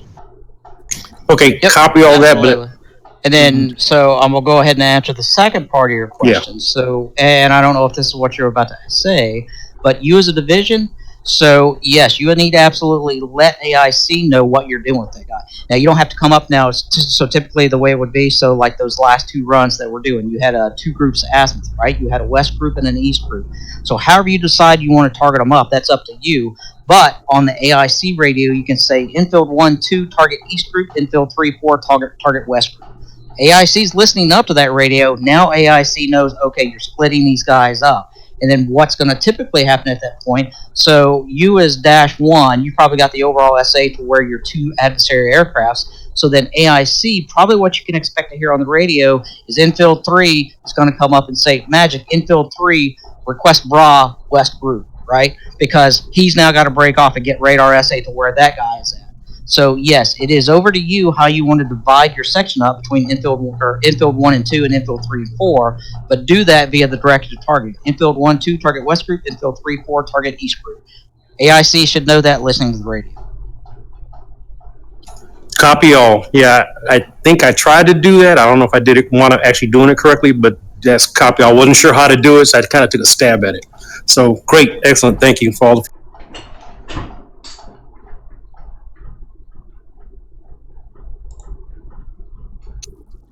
Anyone else have anything to say about how they did, things they did well, things they need to improve on? Motown's still ugly. That's not part of this class. Quiet. Oh, okay. I definitely need to work on my aspect and bogey hostile. I kept forgetting to add that in there when it was multiple groups. I'm definitely a little bit rusty here. There was a couple of things I missed that I'm thinking back on. Yeah, should have been a couple more bogey dopes in there, pacing calls. And Eric, one thing that I have for you is, when he was doing 99, knock it off, then Motown comes back and says in-flight or infield 1 flight, knock it off. You've got to come back and tell your lead that you're not going to. Okay. I think one of the things he's saying is whenever you call knock it off, everybody's supposed to acknowledge it. Exactly, to the lead, yeah. Yeah, okay. Because I thought the lead would represent all of us for a moment, so I just kept quiet. No, I give feedback to AIC, but each when I call it back out to the group, the division, everybody's supposed to acknowledge. Yeah, I guess one question was in the last evolution, who was Ash? Was it Axe? That was me. Okay. Yeah, Ash was. Ash was in there. Axe was number 4. I was following number 3. And what one was Ash in the last evolution? Ash was AIC, I think. Okay. That's correct, yeah. Okay, because I made the mistake of going west and east and west, so I made the mistake of following the wrong lead. I should have followed Motown, I guess. Yeah, so that was particularly interesting, and it's part of the reason why the azimuth was set up the way it was, is when you're flowing south and someone is saying, take the east group, do you really know which one is the east? Or are you just picking the one on the right? Yeah. So that's an interesting point. That's a very interesting point. I had picture on my SA and on my radar, so I could see based on seeing bullseye and those 4 targets, 2 groups. I could see an east group and a west group, and I had a clear understanding in my head. I never checked with my flight or the division to see if they had the same picture. So I kind of set them off with an assumption. And yeah, as number 4, I'm sitting back and I'm watching it, and you cleared us off, and I seen you head in a right hand crank, and I was like, okay, so he's going after the east group, so that means I've got to go in a left crank. And it just happened that as soon as everybody was contrails, I saw number 3 peel out to the left, and so I picked him up and was going off of his wing. But I could see where it would be confusing. What Hawaiian's saying is you're heading south, which group is east and west on that. So yeah, you as a flight lead, you've got to be explicitly and implicitly open and vocal and telling everybody exactly what needs to be done and how to do it. Well, yeah, agreed. And coupled with that, I think I need to make sure that everybody's seeing the same picture as I am. I had them up on my radar, but that doesn't mean that 3 and 4 had the same 4 targets up on their radar. You guys may have only had 2 up, so that makes it you only have 1. And that's what Fa was saying is as soon as you split the flight, the very first thing that 3 should have said was, give me a bra call to the east group, because if you're flying in a formation, if you're in a formation of 2 or a formation of 4 or 8 or 12 or whatever you're in, you're just watching off of the line of the wing of your wingman and not really looking. I mean, I'm keeping an eye on my SA and keeping an idea of what's going on. But the minute that we're cleared off, now I need a bigger, better picture of what was going on, because all I was doing was flying the line. Right. Yeah, because I turned right because that's west for me, but I saw two contrails, so that should be 3 and 4. So I went left, which is wrong, the wrong way, and I realized I should have gone back to west, so I turned right again.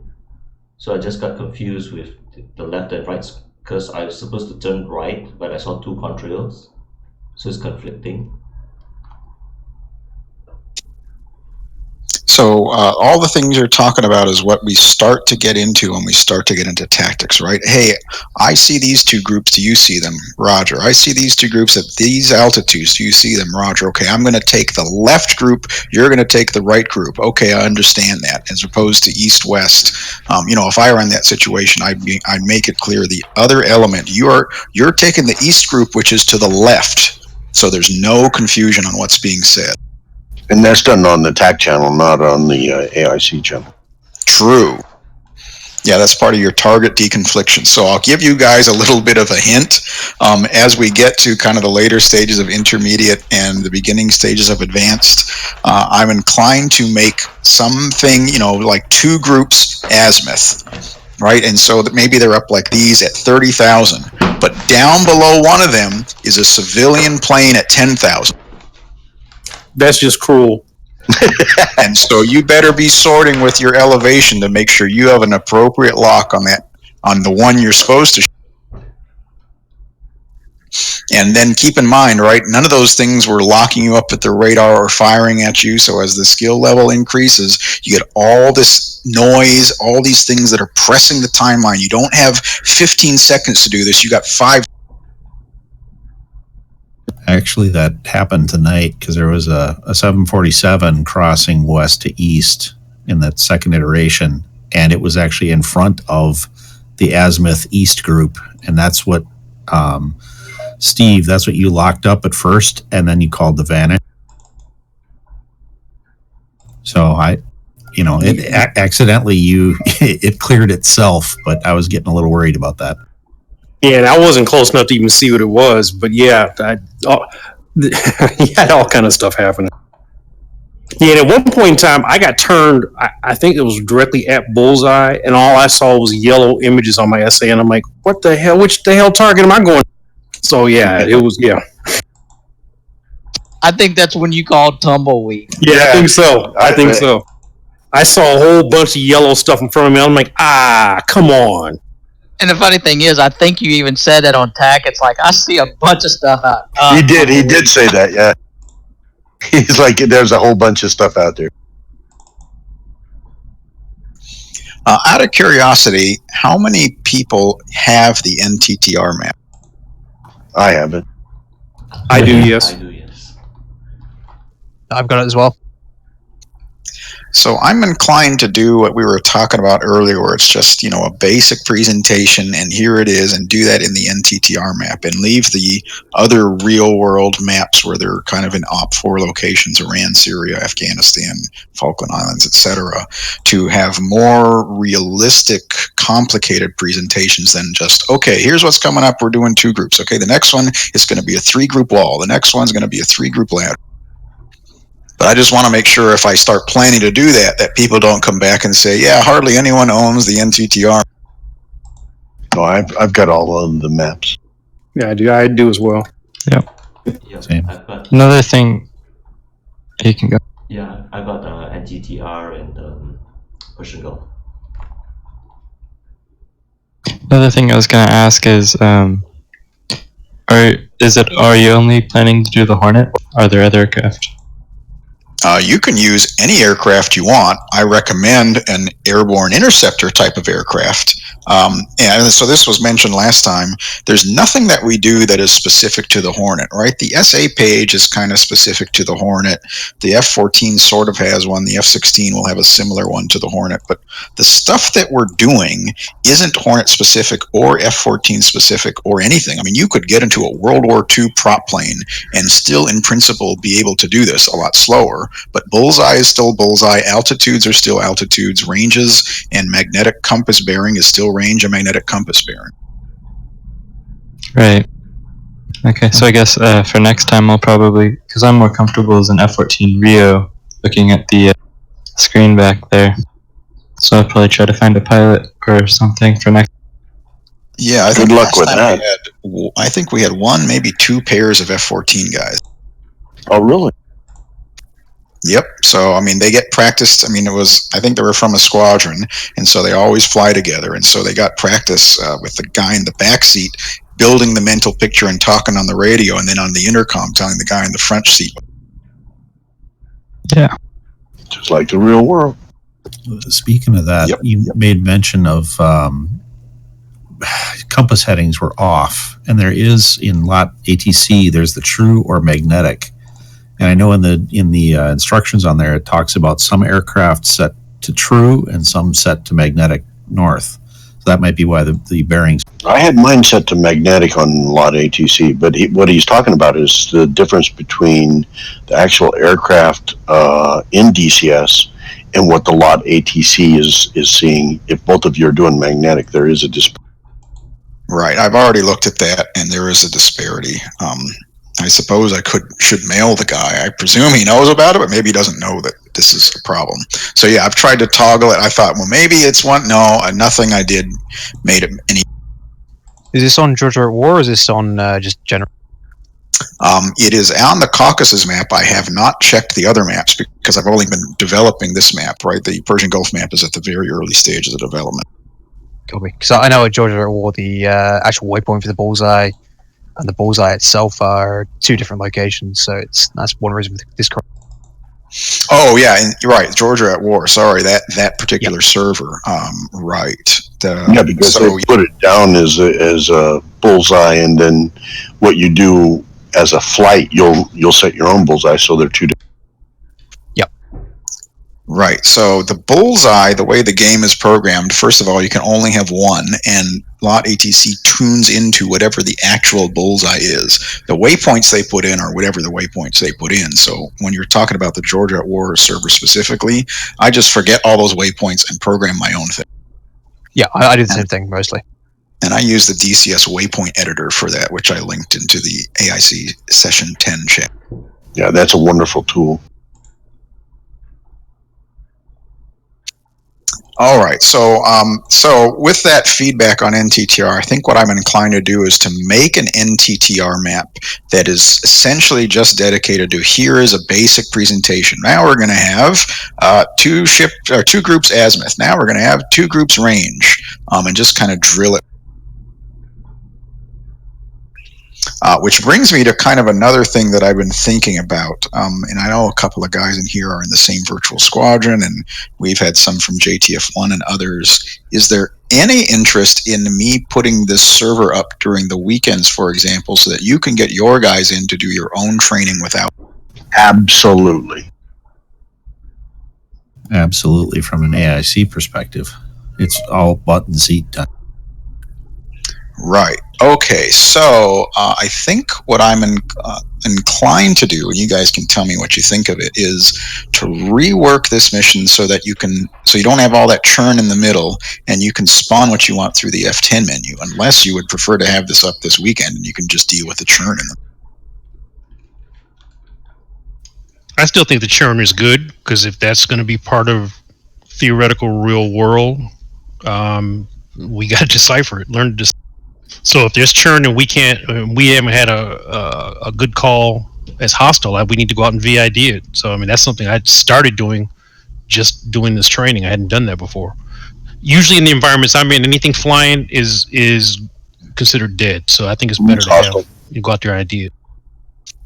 Right. I agree with Steve in the sense that, as an IP, I'm going to filter my students, start them out, and I may pick just something off to the side, and we'll work on that. And as they slowly get better, then I'll start bringing in more and more complexities. But what I'm saying is if you've got the churn there, you can pick like an offset bogey and use it as your training for the younger guys. Not necessarily for your program, Hawaiian, but say if I'm bringing my young guys in, I can show them this guy off to the side, and we can work on that, but still have that churn for the guys that have a little bit more experience, and then I can work with them as well. So, Alex, I'm gonna chime in here. So that's exactly what we're doing on the AIC back channel there, trying to draw that churn, all that chum, and it's like, okay, your factor group is here. Don't worry about all these 20 aircraft. But if they become if they look like they're going to cross left or right, go ahead and give a traffic call to that and say no factor. But we put it in there, and we do exactly that. We filter all that stuff out and just get you going to the one guy we want you to get to. Okay, so with all of that feedback, I like it. Here's what I'm inclined to do. Well, let me ask another question. Would you like to have this server up during the weekday?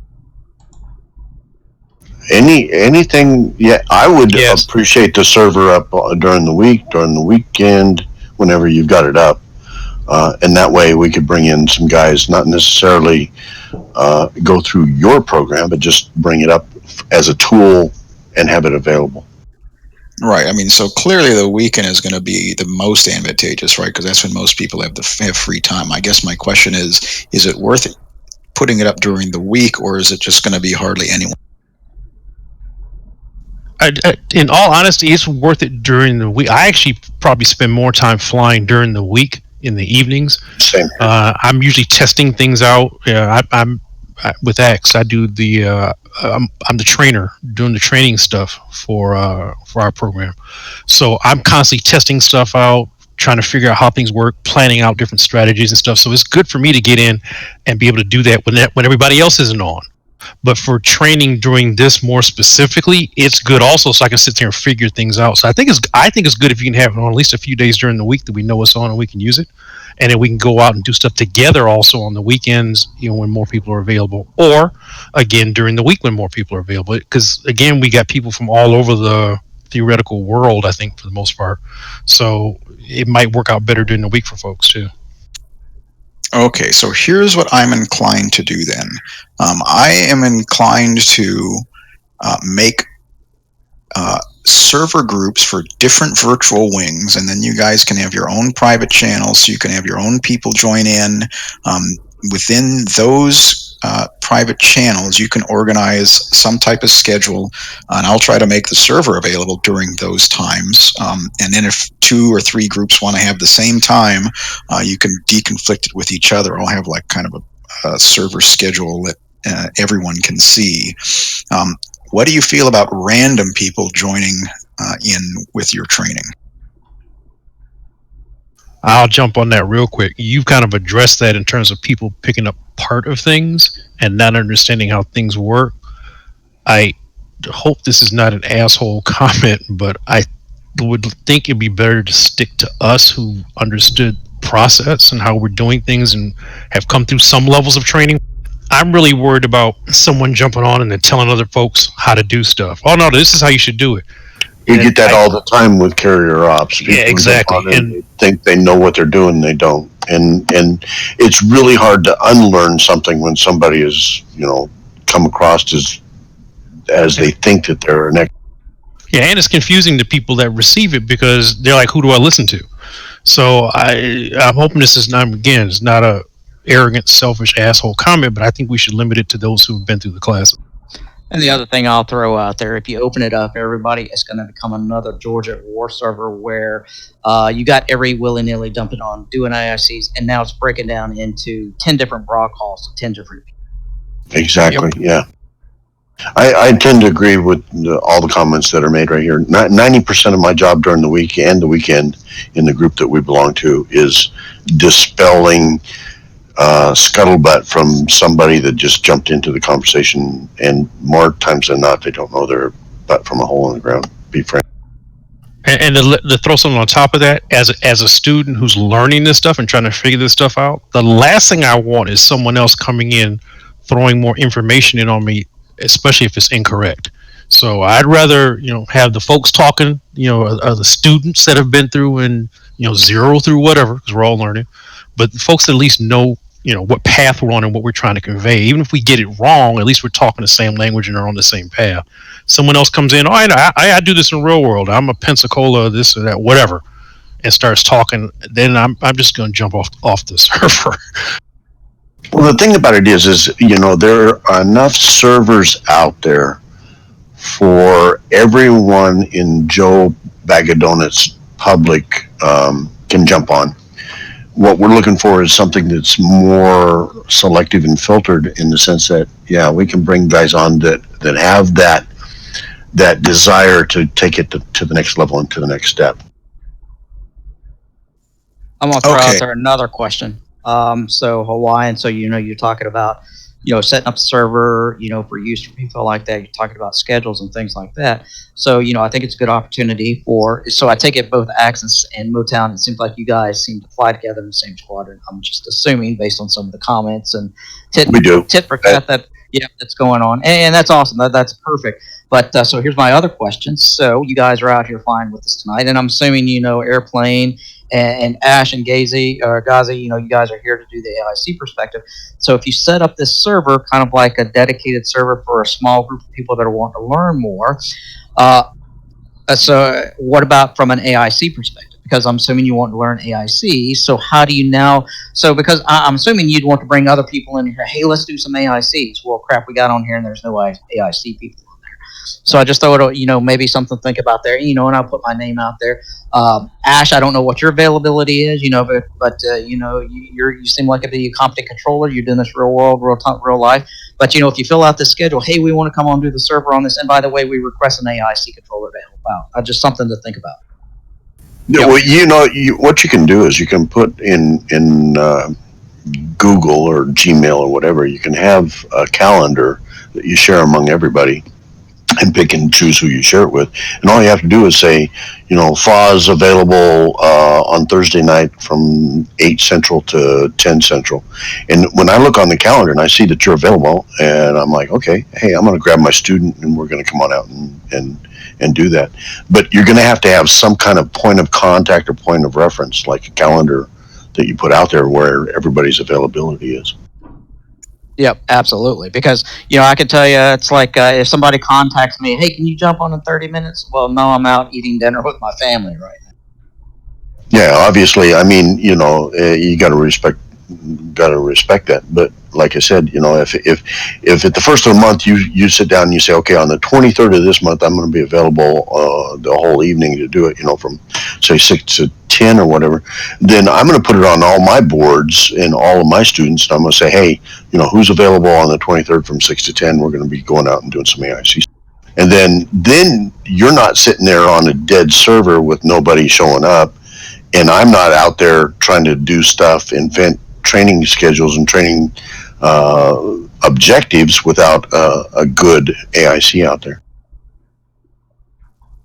Okay, so I think I know how to handle that. I'm just going to have a coordination channel, one where people can say, "Hey, we're gonna get, I don't know, Virtual Wing number 7. We're going to get together on Thursday from 7 p.m. to 10 p.m. Eastern time," and anyone can post and discuss there, and then I'll filter through and post to a different channel where only certain people can post to it. Here is the firmed up schedule, and here's when so and so can be available if you need to match up to a time, whatever it is, so that you can easily have a place where you're discussing and coordinating, and a place where you're not filled with that noise, and you just kind of have a billboard of here's what's happening, join in if you want.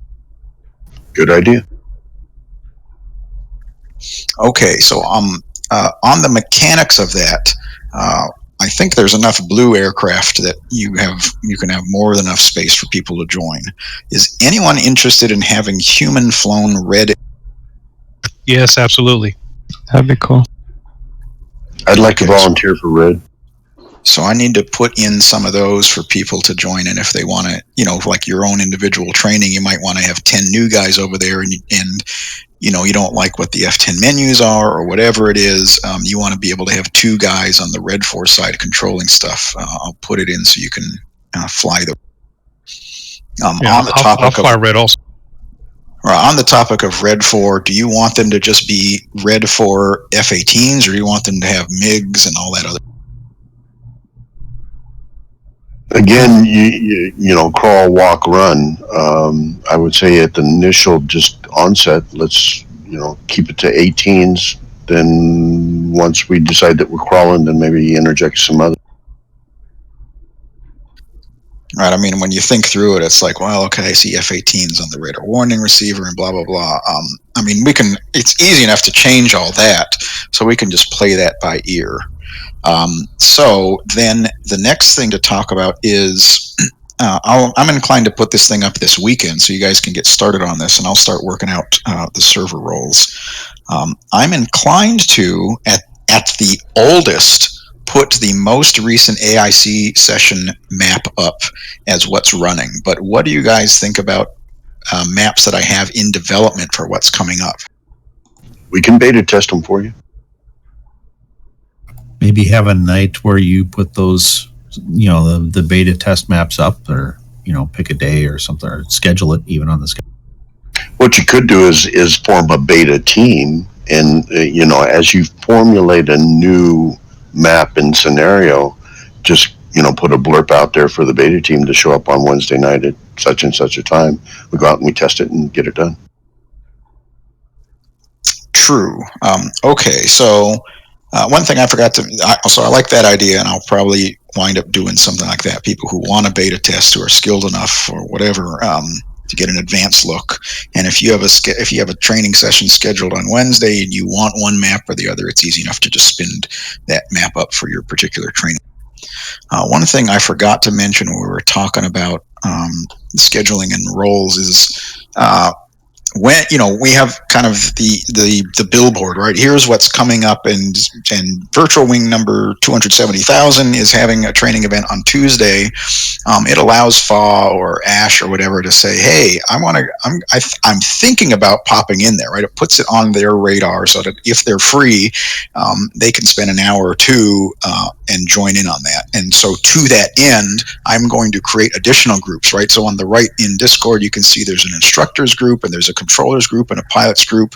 I'll have people who aren't necessarily instructors, but are clearly demarked as these people do this or have done this for real at various militaries around the world. So you know that those people aren't full of shit. Exactly. And so we'll control the roles that way. So if someone claims that they did X, Y, and Z and they don't have that role, you go, yeah, go prove it to FA and Hawaiian Ryan that you actually know this stuff. And then when you get the role. Yeah, I like that a lot better, because obviously we don't know these guys, but if they meet you guys' blessing, I'm good with it.